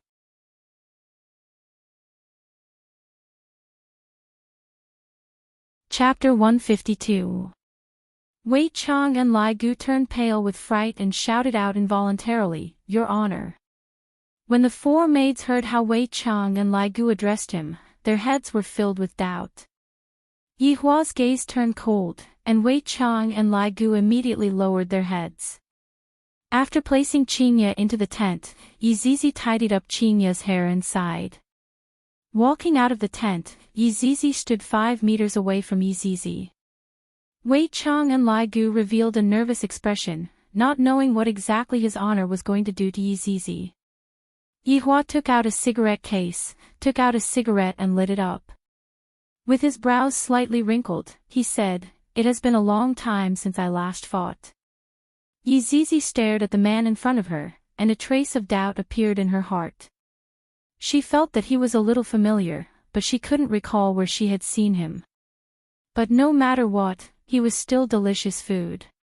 "Hee, you are the most pretentious person I have ever seen," Yizizi said with a smile, revealing cute dimples on her cheeks. Yihua laughed lightly, "Your guts are truly getting bigger and bigger." Humph, I have a lot of guts." Yizizi even gestured, looking very cute. Yizizi's actions and tone are still the same as before. What exactly is going on? Suddenly, Yizi's scarlet eyes became strange, as if they were rotating. Then, Yizizi exclaimed, "Wow, you're a big bone." The cigarette in Yihua's hand immediately broke and fell beside his leather shoes. With a bit of surprise, Yihua said, "Big bone." He remembered that Yizizi used to call him that in the past. Back then, he was still a skeleton. Even after being lectured several times, Yizizi still didn't change her way of addressing him. "I didn't expect your true body to be big bone." Yizizi was slightly surprised. She then looked to the other side. A monster and a bone dragon. Things were getting interesting. Yihua let out a sigh.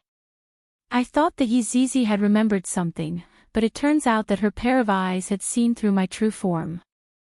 Yizizi's eyes were filled with excitement. "What a cute big bone. How about you be my pet? I won't suck you." The corner of Yihua's mouth twitched slightly, and Lai Gu, who was at the side, seemed to have thought of the past, and he felt gloomy as well. Lai Gu remembered that back then, Yizizi was very mischievous, and furthermore, she also had a problem with aesthetics. Yizizi would praise his honor for being handsome every day, and expressed that she also wanted a skeleton as a pet.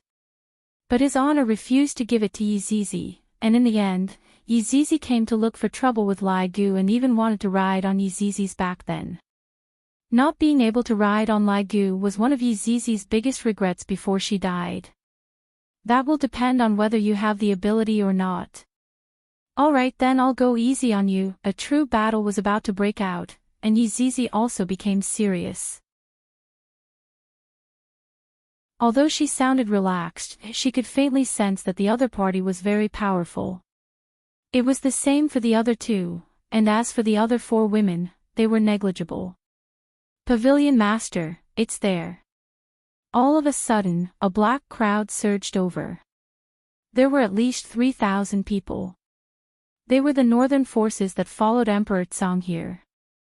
Originally, he was in too much of a hurry when he escaped and lost contact with Emperor Tsang. Now, he had no idea where Emperor Tsang had gone. He thought that it would be better for him to just return to avoid any more accidents. However, the pavilion master of the Extreme Wool Pavilion and Fengxing subordinates had reported to him, so he decided to come to this stronghold to take a look. The Summer Workshop Shuzhenhai and the Phoenix King Pavilion's Man Kai also came over to take a look as a form of respect for Hifeng. 3,000 people descended and occupied half of the empty space in the small valley. The 3 big shots immediately saw Emperor Tsang, who had been sucked dry. However, the 3 of them only took a glance at Emperor Tsang before shifting their gazes away. After all, with Emperor Tsang's current appearance, even if his mother came over, she wouldn't be able to recognize him. Because Yizizi's back was facing everyone, the 3 big shots only felt that Yizizi looked familiar. Yihua, on the other hand, was facing Yizizi, and the 3 big shots felt that Yizizi looked really stylish. There were also 2 men and 4 women beside Yizizi, and there were even tents beside Yizizi. From the looks of it, Yizizi's taste is rather heavy. Also, what is the meaning of this little loli who is wearing a princess dress?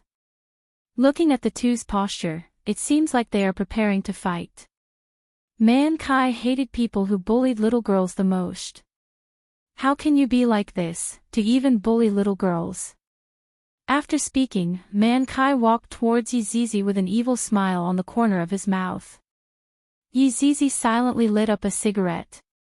Man Kai patted onto Yizizi's shoulder, then said with a smile, "Little girl, don't be afraid, Big Brother is here. If you have any difficulties, you can just tell Big Brother." Big Brother really? Yizizi turned around with a smile. Man Kai's pupils grew bigger and bigger. Isn't this the fucking little loli in the coffin? In the beginning, I was still sighing. A strand of hair quietly drilled into the dumbstruck Man Kai's mouth. In just a few seconds, Man Kai turned into a dried corpse. However, the strand of hair didn't come out and supported Man Kai's corpse. This caused the people behind to think that Man Kai was whispering to the little loli. "Tower Master Man, that should be enough." He frowned and shouted out. "With so many disciples watching, even if you don't care about your face, I still care about it." Seeing that Man Kai still didn't have any reaction, everyone couldn't help but raise their vigilance. Shu Jinhai shouted out loudly, "Tower Master Man. Enough is enough. Don't throw away the face of your Phoenix King Pavilion." The disciples of the Phoenix King Pavilion felt extremely awkward. The Tower Master's illness is acting up again. Yizizi used the strand of hair to control Man Kai and slowly turned around. The dried-up Man Kai could be seen stretching out his hands and making a peace sign. Meanwhile, Yizizi's head turned 180 degrees and shouted out sweetly. Also, everyone sucked in a mouthful of cold air and took a step back. At the moment of imminent peril, he foamed and Shu Jinhai immediately shouted out, "Retreat! Retreat! Retreat!" Everyone knew of Man Kai's strength. For Man Kai to be able to kill Man Kai without making a sound, Man Kai's strength was definitely not ordinary. The people that were sent here must have been sucked dry. Hateful little white rabbit, trying to run again, Yizizi puffed up her cheeks and said angrily. Tens of thousands of strands of hair quickly grew longer, causing people to shiver. Snap! Right at this moment, a finger snap echoed in the valley. Yizizi went into a daze and slowly turned her head back. Yihua was smoking a cigarette and his right hand was slightly raised. Yizizi's eyes focused. A circular red barrier immediately appeared around her body. See? The circular barrier seemed to be withstanding some kind of powerful attack as it trembled slightly. Soon after, cracks appeared on the barrier like a spider web. Yizizi looked at the barrier curiously. However, the 3,000 people that were running away instantly turned into dust, as if they were never there in the first place. The walls of the valley were also shaved off by an invisible force. The pitiful Emperor Tsang originally had a corpse, but right now, not even a trace of his corpse was left. This was a finger snap that was compressed again and again. It was the first time Yihua tested it, and he felt that the power of the finger snap was pretty good. It was able to cause fatal damage to those people, but it did not have any effect on Yizizi.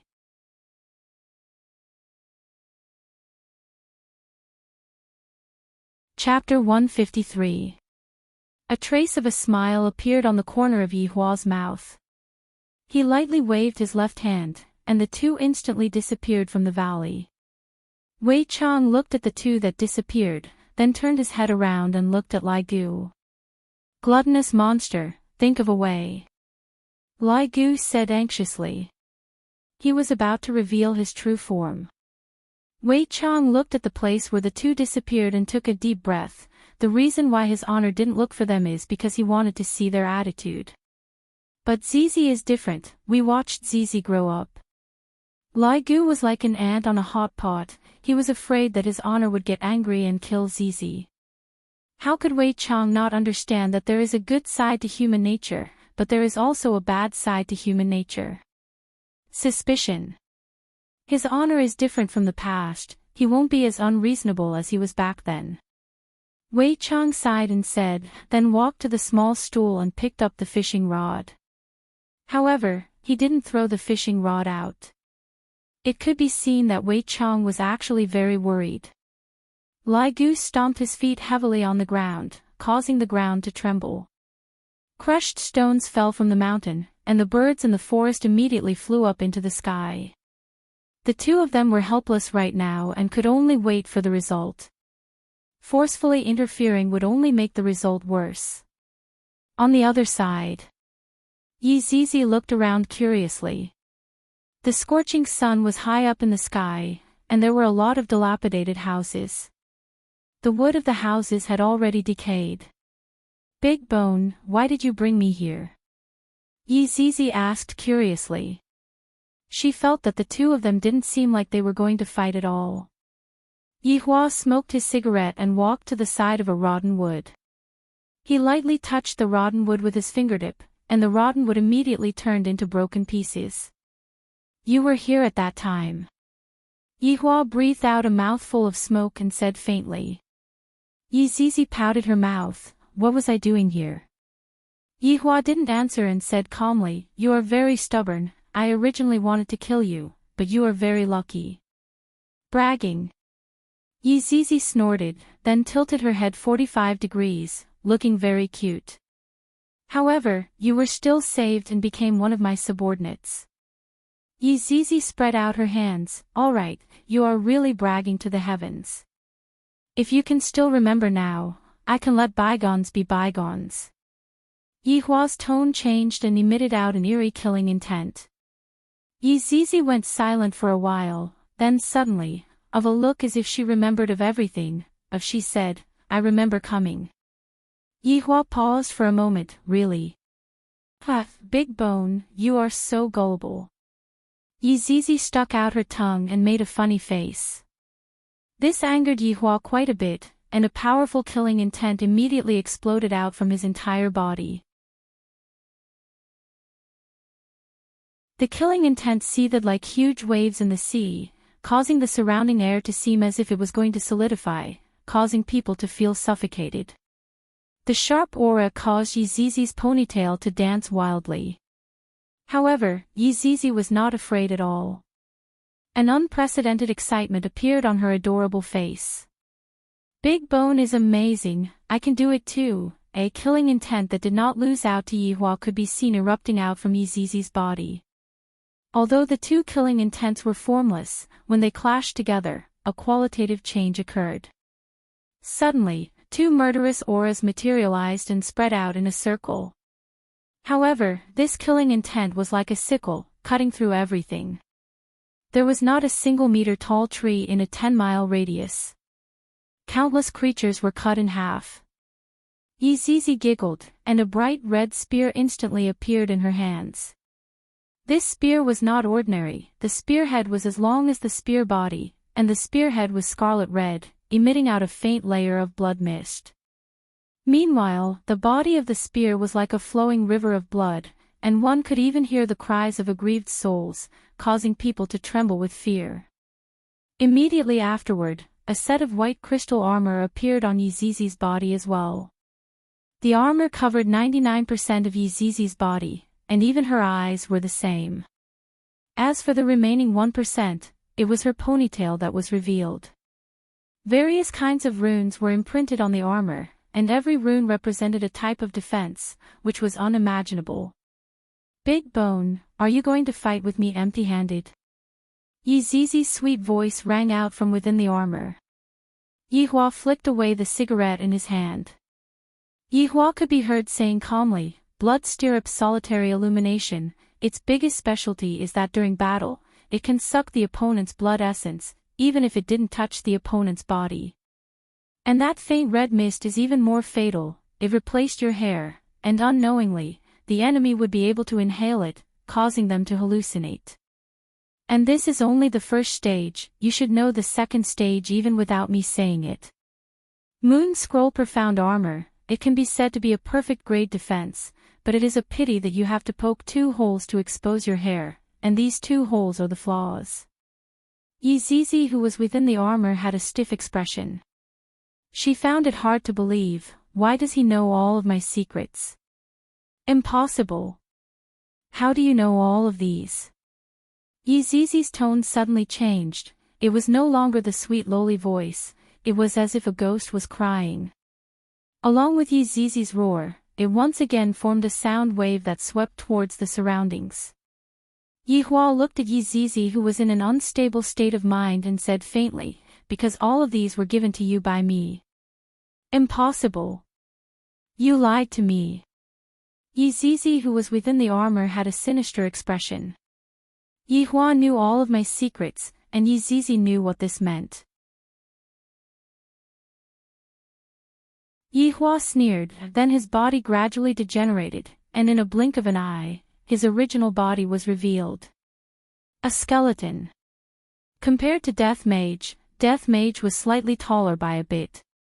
His shoulder width was the same as well, and his bone structure was the same as well. However, his skull was extremely similar.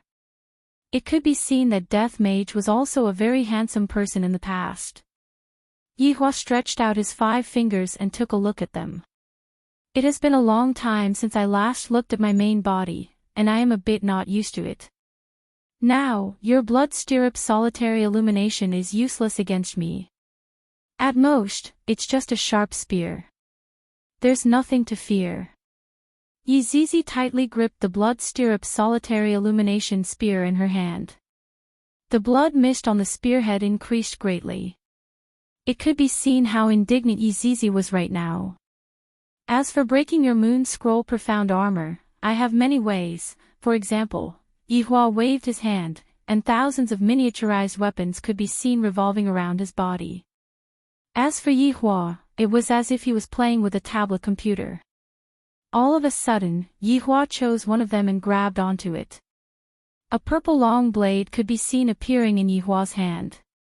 The entire body of the blade was engraved with golden stripes, and an unknown golden liquid was flowing out from the tip of the blade. After the golden liquid fell onto the blade, the golden liquid knew how to flow on its own, as if the golden liquid had its own consciousness. This gold flame dark blade is enough to break your crescent mystic armor. As for the blood stirrup solitary illumination in your hands, Yihua could be seen waving his hand once again. Thousands of armors could be seen appearing around Yihua's body. Yihua chose one of the armors, and the skeleton immediately condensed out. Although this secret feather armor is not a top-notch item, it is still able to suppress the blood chi in your body. If you match it with... Immediately, a shield condensed out on Yihua's left hand. If you match it with this serene heavy shield, it will be able to suppress your blood chi to the lowest point. As expected. The blood stirrup solitary illumination spear, which was originally filled with blood chi, gradually weakened, and only traces of blood mist could be seen coming out from it. Although I am not good at strength, it is still enough to deal with you.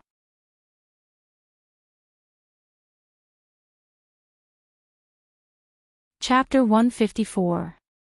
Thinking back to the past, he had been a fool. He had put aside some top-tier equipment and insisted on using his own body to defeat his enemies. After all these years of understanding, Yihua felt that wearing equipment was also a kind of advantage. Of course. Every mage had the heart of a warrior. Death Mage was also the same. Suddenly, cracks began appearing on the ground beneath Yizizi's feet, and even the air seemed to be trembling. Yihua's gaze immediately became serious. Yizizi covered his helmet with one hand and suddenly burst into laughter. You underestimate me, Yizizi. Big Bone, you've really made me angry. Boom. Yizizi's aura completely erupted. The blood stirrups in her hand shone brighter than before. Looks like your strength has also increased. That's good. Let's fight. Yihua raised up the heavy shield in his hand and placed the gold flame dark blade on top of the shield, then slightly tilted his body. Don't look at how Yizizi was a little lowly, her explosive power was the most ferocious among the 7 deadly sins. At that time, Yihua didn't dare to take Yizizi's spear head-on, but right now, it was different. Yihua had the confidence that he could win against Yizizi with his weak power. Die! Yizizi let out a ghostly cry and leapt high into the air. Yihua raised his head slightly and saw that the sky behind Yizizi was filled with blood mist. Countless sinister faces of vengeful spirits appeared behind Yizizi, and their miserable cries could be heard. I have said it before. Your moves are useless against me, I am completely able to suppress you. Yihua raised his heavy shield high up. Bang! A loud sound suddenly rang out between the heavens and the earth. The originally clear sky was filled with dark clouds, and it was soon dyed red by the color of blood. It was as if the entire world had fallen into blood. The collision of the weapons created a huge shockwave, and everything around it evaporated. This was just a simple collision. Blood stirrup solitary illumination could be seen emitting out a blood mist, which instantly enveloped Yihua. However, Yihua was just a skeleton, so where would he get the blood essence from? Yihua's main body was able to restrain Yizizi. I have said it before, your moves are useless against me. Yihua's gaze turned cold, and the gold flame dark blade that was in his hand slashed towards Yizizi while carrying along a berserk aura. Yizizi snorted and grabbed the blade with her left hand. Yihua's brows wrinkled. Yizizi's strength has far surpassed my estimation. From the looks of it, after coming back to life, she has become stronger as well, and is no longer the Yizizi from back then. The strength is not bad. This is indeed a good saber, but it can't break my moon scroll mystic armor. Yizizi snorted disdainfully. Although Yihua was shocked by Yizizi's strength, it was not to the extent of being defeated. I have said it before, this blade is used to break your moon scroll profound armor. Yihua said coldly. What a joke. However, as soon as she finished speaking, Yizizi saw the golden liquid flowing into her hand. Yizizi immediately let go of the golden flame dark blade and tried to fling the disgusting liquid away, but to no avail. Pay attention to your feet. Yihua reminded. Yizizi looked and saw that another golden liquid had wrapped around her leg. Yizizi, if you had listened to me back then and didn't poke those 2 holes, you wouldn't have died, but you didn't listen. Yihua shouted out coldly. Back then, the human Yizizi was also able to find Yizizi's flaw and kill her with a single strike. Yizizi scurried up and down, and countless holes were smashed open on the ground. However, those 2 golden liquid were just like glue, sticking tightly onto Yizizi's back and slowly crawling towards the holes on the moon scroll profound armor. Get away from me, oh! Yizizi, who was inside the armor, suddenly let out a ghastly howl. Yihua looked on silently. The moon scroll profound armor was only Yizizi's first line of defense, and her real body was the second line of defense. However, back then, the 3 Yizizi didn't even give Yizizi the chance to become her real body. Of course, I am also able to do it right now, but the 2 golden liquid finally crawled into the holes after much difficulty. Yizizi, who was still scurrying around just a moment ago, immediately stopped moving, as if her body was frozen. You! Just what is this thing? Yizizi asked while standing there foolishly. Yihua said calmly, the golden flame dark blade's formidability doesn't lie in itself, rather, it lies in those 2 golden liquid. Those 2 golden liquid are able to fuse into one's blood and spread a virus, causing one to lose their battle prowess. At that time, your moon scroll profound armor will only be a decoration. So that's how it is, Big Bone. You are powerful, but I am not willing to give up. Yizizi's tone was getting weaker and weaker, as if she was going to collapse at any moment. Yihua let out a breath, just surrender. Yizizi laughed bitterly, then collapsed onto the ground with unwillingness. A light breeze blew past, and the broken ground was just like the surface of the moon. Potholes could be seen everywhere, causing one to exclaim in admiration. Yi Hua, who was dressed in godly equipment, did not move and continued to look at Yi Zizi, who had collapsed onto the ground. After a long while, was it fun? Yi Zizi, who had collapsed onto the ground, paused for a moment, but she still did not have any reaction. You are still the same as before, Yi Hua said gravely. Yi Zizi's personality did not change. Then what exactly happened to her? Yi Zizi, who had collapsed onto the ground, could be seen immediately standing up and snorted, "Big Bone, you are very boring." Yi Hua sighed. Seems like I have still underestimated Yi Zizi's ability. After coming back to life, she became even more valiant. Just like me, aren't Wei Chang and Lai Gu the same as well? Yi Hua kept the golden flame dark blade in his hand and summoned out a sharp sword. Dark Abyss Cold Soul. The cold air that was emitted out from the sword caused Yi Zizi to go into a daze. "Big Bone, you are shameless." Yi Hua snorted coldly, then leaped high into the air. "I am already giving you face by fighting you in close combat." Sword Chi rushed towards Yi Zizi like a raging ocean wave, bringing along a power that could crush everything in the world. The color of the sky suddenly changed. Yi Zizi, who was within the armor, focused her gaze, then raised up the blood stirrup lone illumination spear in her hand, and the red light on the spear's body increased by a bit. This was a battle of strength against strength.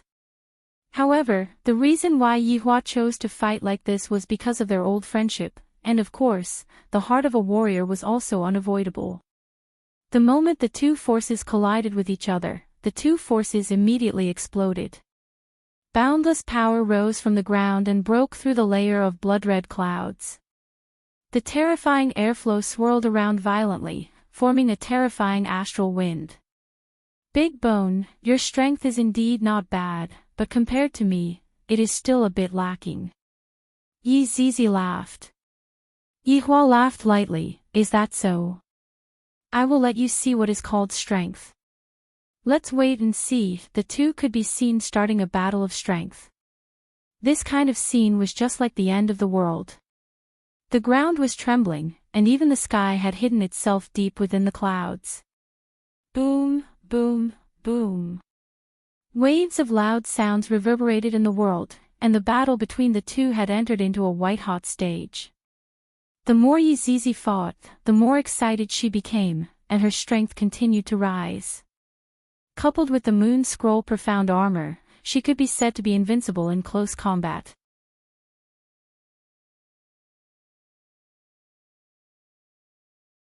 Chapter 155. In an instant. The two of them instantly separated from each other. Yi Hua looked at Yi Zizi calmly. Meanwhile, Yi Zizi's breathing was a bit chaotic, but her battle prowess was still extraordinary. "Yi Zizi, seeing that you have such strength, I am rather happy." Yi Hua lightly waved his hand, and the godly equipment that he was wearing instantly disappeared, revealing his true form.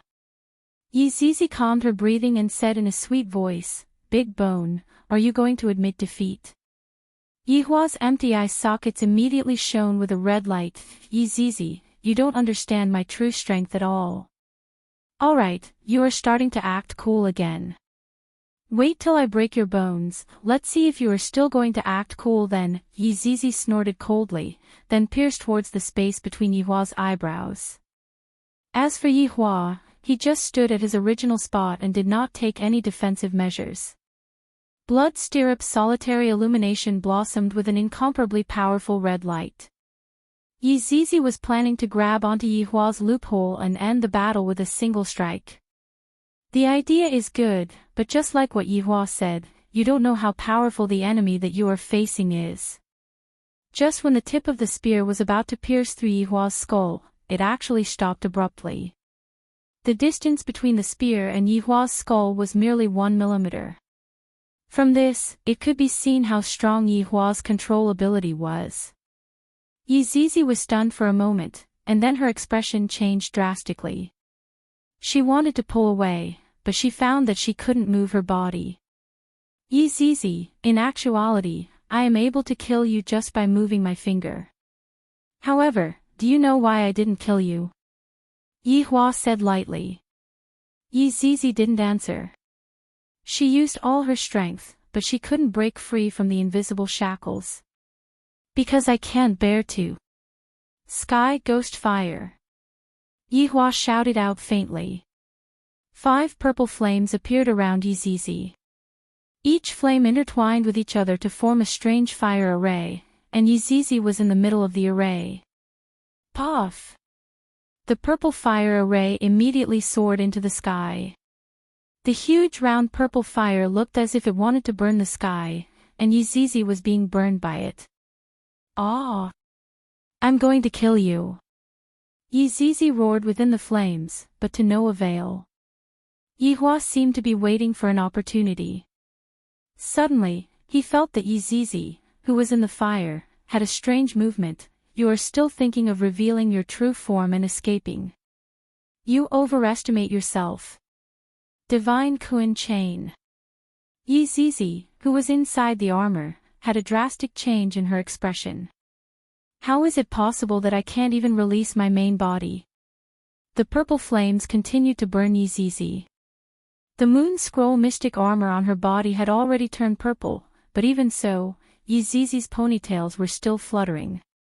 Big Bone, I admit defeat. I admit defeat. Yi Zizi, who was inside the armor, could no longer endure the burning and loudly begged for mercy.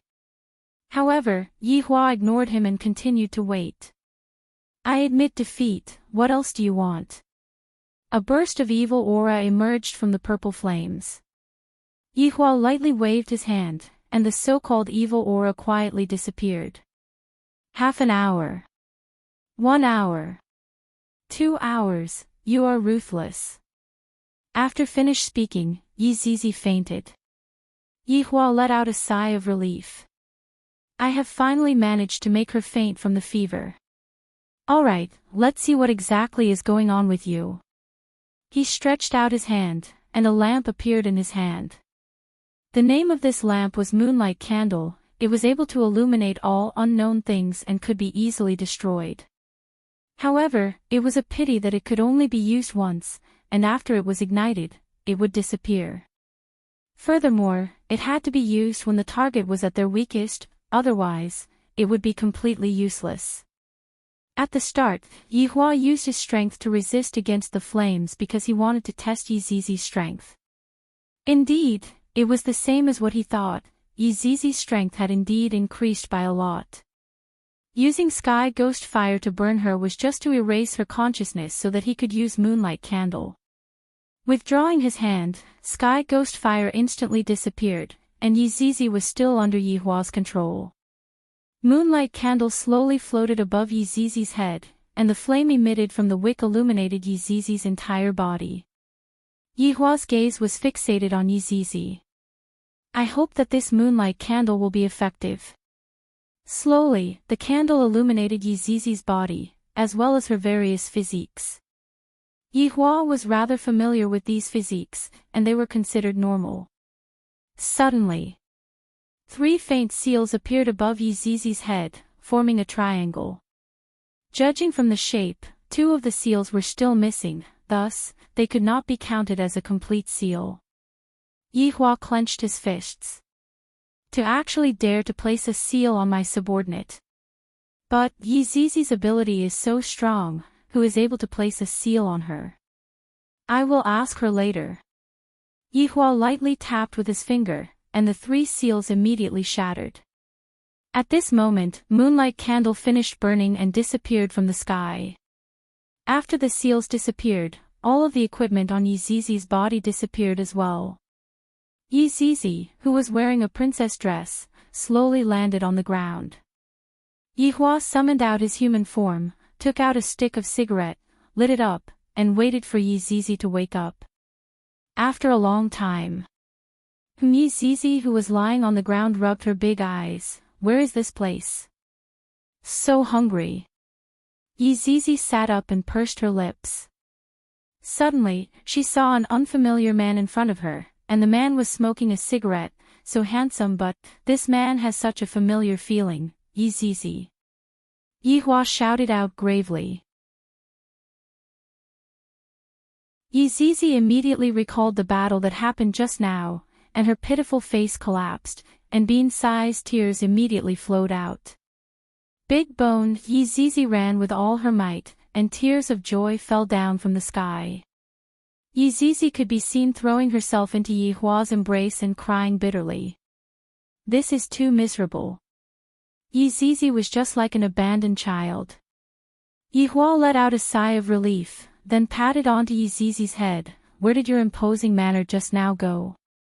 Big Bone, I know my mistake. Whoa, Big Bone, I miss you so much. Yi Zizi wiped her snot and tears onto Yihua's clothes. Yihua wrinkled his brows. Alright, you have to be punished for doing something wrong. Yi Zizi looked at Yihua pitifully, then raised her butt. Don't think that Yihua suddenly thought of spanking Yi Zizi, just that in the past, Yi Zizi often made mistakes, so Yihua could only spank her butt. Without any politeness, Yihua began to teach this mischievous subordinate a lesson. However, the fact that Yi Zizi was able to recover made Yihua very happy. Alright. Yi Zizi touched her butt, then hugged onto Yihua's neck. Big Bone, Zizi misses everyone so much. Don't cry anymore, I still have some things that I want to ask you. Yihua said gravely. Yi Zizi wiped away the tears at the corner of her eyes, and, Big Bone, ask me, I will tell you everything that I know. When did you wake up, and who placed the seal on you? Yi Zizi said without thinking too much. Around a year ago, Zizi woke up. At that time, there were a lot of priests who were sitting beside Zizi and chanting incantations, and there was even a magic tool placed on top of Zizi's head. When Zizi woke up, Zizi crushed the magic tool and sucked all of them in. After that, Zizi wandered around and discovered that this world is super fun. There are beautiful dresses to wear, just that, I am too weak. Big Bone, you also know that Zizi is very lazy, so Zizi thought of a method, which is to gather the more powerful people together and suck them in. Unfortunately, the ones that came were still too weak, and I didn't have enough fun. After that, I met. Your Honor, please forgive Zizi. Woo, Your Honor, acting coquettishly mode activated.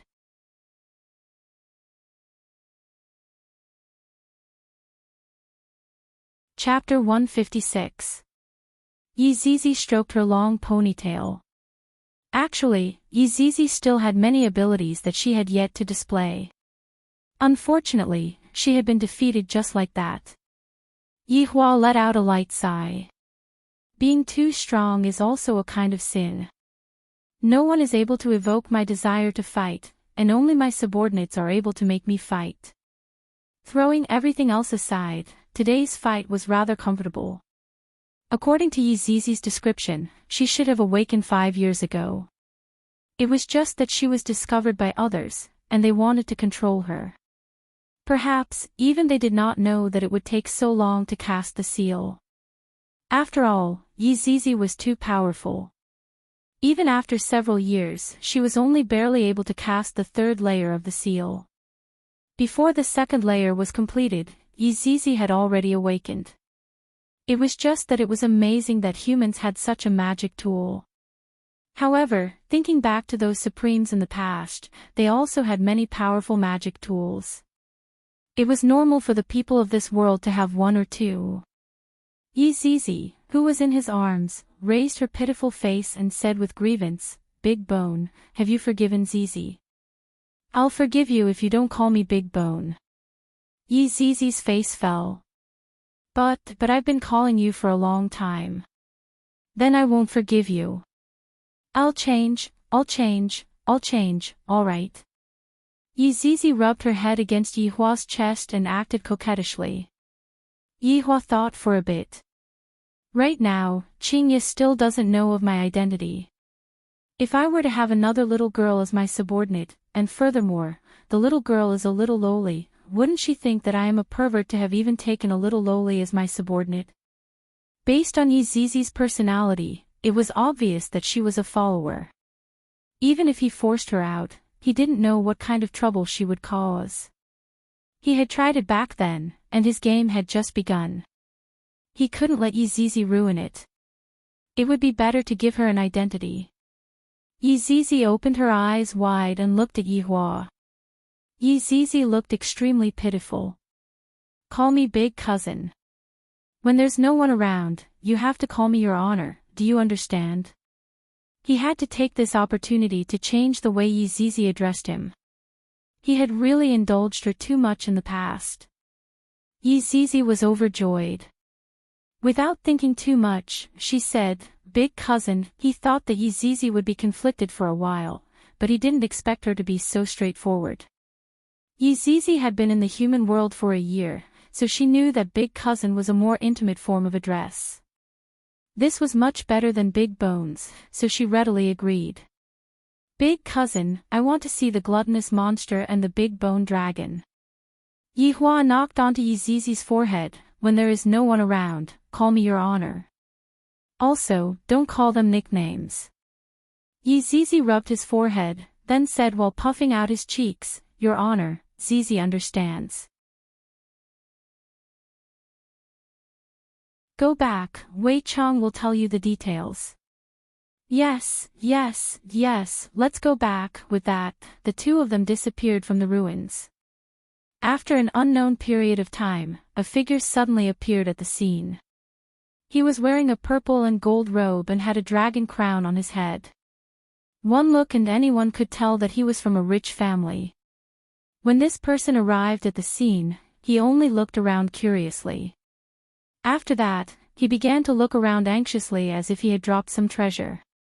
The man could be seen scratching onto his face as he muttered softly, There was clearly a notification that the red packet was right here. Why did it disappear? Did the red packet system make a mistake? Suddenly, two black figures knelt in front of the man and said respectfully, Your Majesty. This place is not suitable to stay for long. A large number of sects are currently gathering here. The man sighed helplessly. I can only look for an opportunity to come back and take a look. Not long after the man left, countless people rushed over. If Yihua was still here, there would be a few familiar faces among the crowd. Beside the waterfall, Wei Chang and Lai Gu sat on a small stool and waited quietly. Tang Wei was standing behind Wei Chang and massaging his shoulders, and Lai Gu was enjoying the service of his three women. Massaging his shoulders, massaging his hands, and massaging his feet. Who says that having more wives doesn't have any advantages? Why aren't they back yet? Lai Gu was a little annoyed from waiting. It has already been a few hours. If his honor wants to take care of Zizi, wouldn't it just be a matter of seconds? Could it be? A scene appeared in Lai Gu's mind. Zizi was tied up and his honor was fiercely whipping Zizi. Your boss. Wei Chang immediately stood up and shouted out. Boss. Lai Gu hurriedly stood up and shouted out. However, there was only the figure of the boss. Where did Zizi go? Could it be? Lai Gu looked at his honor in disbelief and asked blankly, Boss, where's Zizi? Yihua took out a stick of cigarette, then walked towards the tent and lightly puffed out a cigarette, dead. Wei Chang and Lai Gu were completely stunned, as if they were struck by lightning. They were unable to imagine that the adorable Zizi who was in the past died just like that. Lai Gu was evidently even sadder as he sat on the ground and wailed, Zizi, why are you so foolish? Don't you know how to run when you can't win? I haven't even had the chance to let you ride on me yet. Tears were flowing down Wei Chang's old face. Back then, Zizi still wanted to compete with me, but now, suddenly, Lai Gu felt that there was one more person on his shoulder and said gravely, Stop messing around, I'm not in the mood. However, even his ears were grabbed. Lai Gu immediately opened his eyes. These women are too outrageous, can't they see that I am in a bad mood? However, looking at the swaying ponytail in front of him, Lai Gu was stunned as he slowly turned his head around. Hee hee, big bone dragon, do you miss Zizi? Zizi could be seen riding on Lai Gu's shoulder while grabbing onto Lai Gu's ears with both of her hands and said sweetly. Lai Gu didn't know how to express his joy at this moment. The expression on his face was very rich as he immediately soared into the sky. Meanwhile, Zizi shouted excitedly, I finally got to ride on the big bone dragon. After flying into the clouds, Lai Gu immediately revealed his true form. Zizi, who was sitting on the bone dragon's back, looked very small. Roar! Lai Gu's excited dragon roar rang out in the sky. However, quite a few people heard it and thought that they were hallucinating. And Lai Gu did not roar a second time, because Yi Hua was warning him. Not long later, the two landed on the ground. Zizi pounced onto Wei Chang's embrace and hung onto him like a koala bear. Gluttonous monster, Zizi saw that you cried just now. Wei Chang laughed lightly, you saw wrongly. Hee, I didn't see wrongly, you still don't want to admit it. When are you going to compete with me? That will require boss's approval. Wei Chang rubbed onto Zizi's head and laughed. Zizi pursed her lips.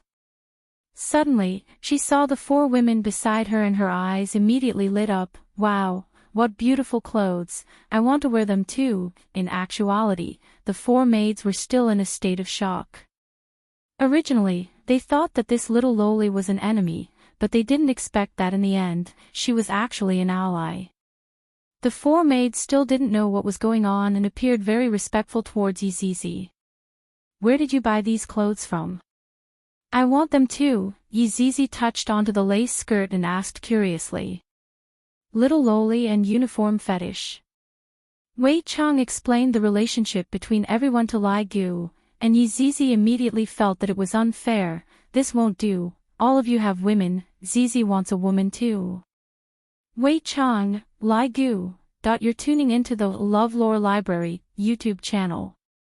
We're so grateful for your support, and don't forget to subscribe to join us on this incredible journey through captivating stories. Your generosity through donations truly makes a world of difference, as it's the primary source of revenue that allows me to expand and enhance this channel for you. Thank you from the bottom of my heart for being a part of this adventure.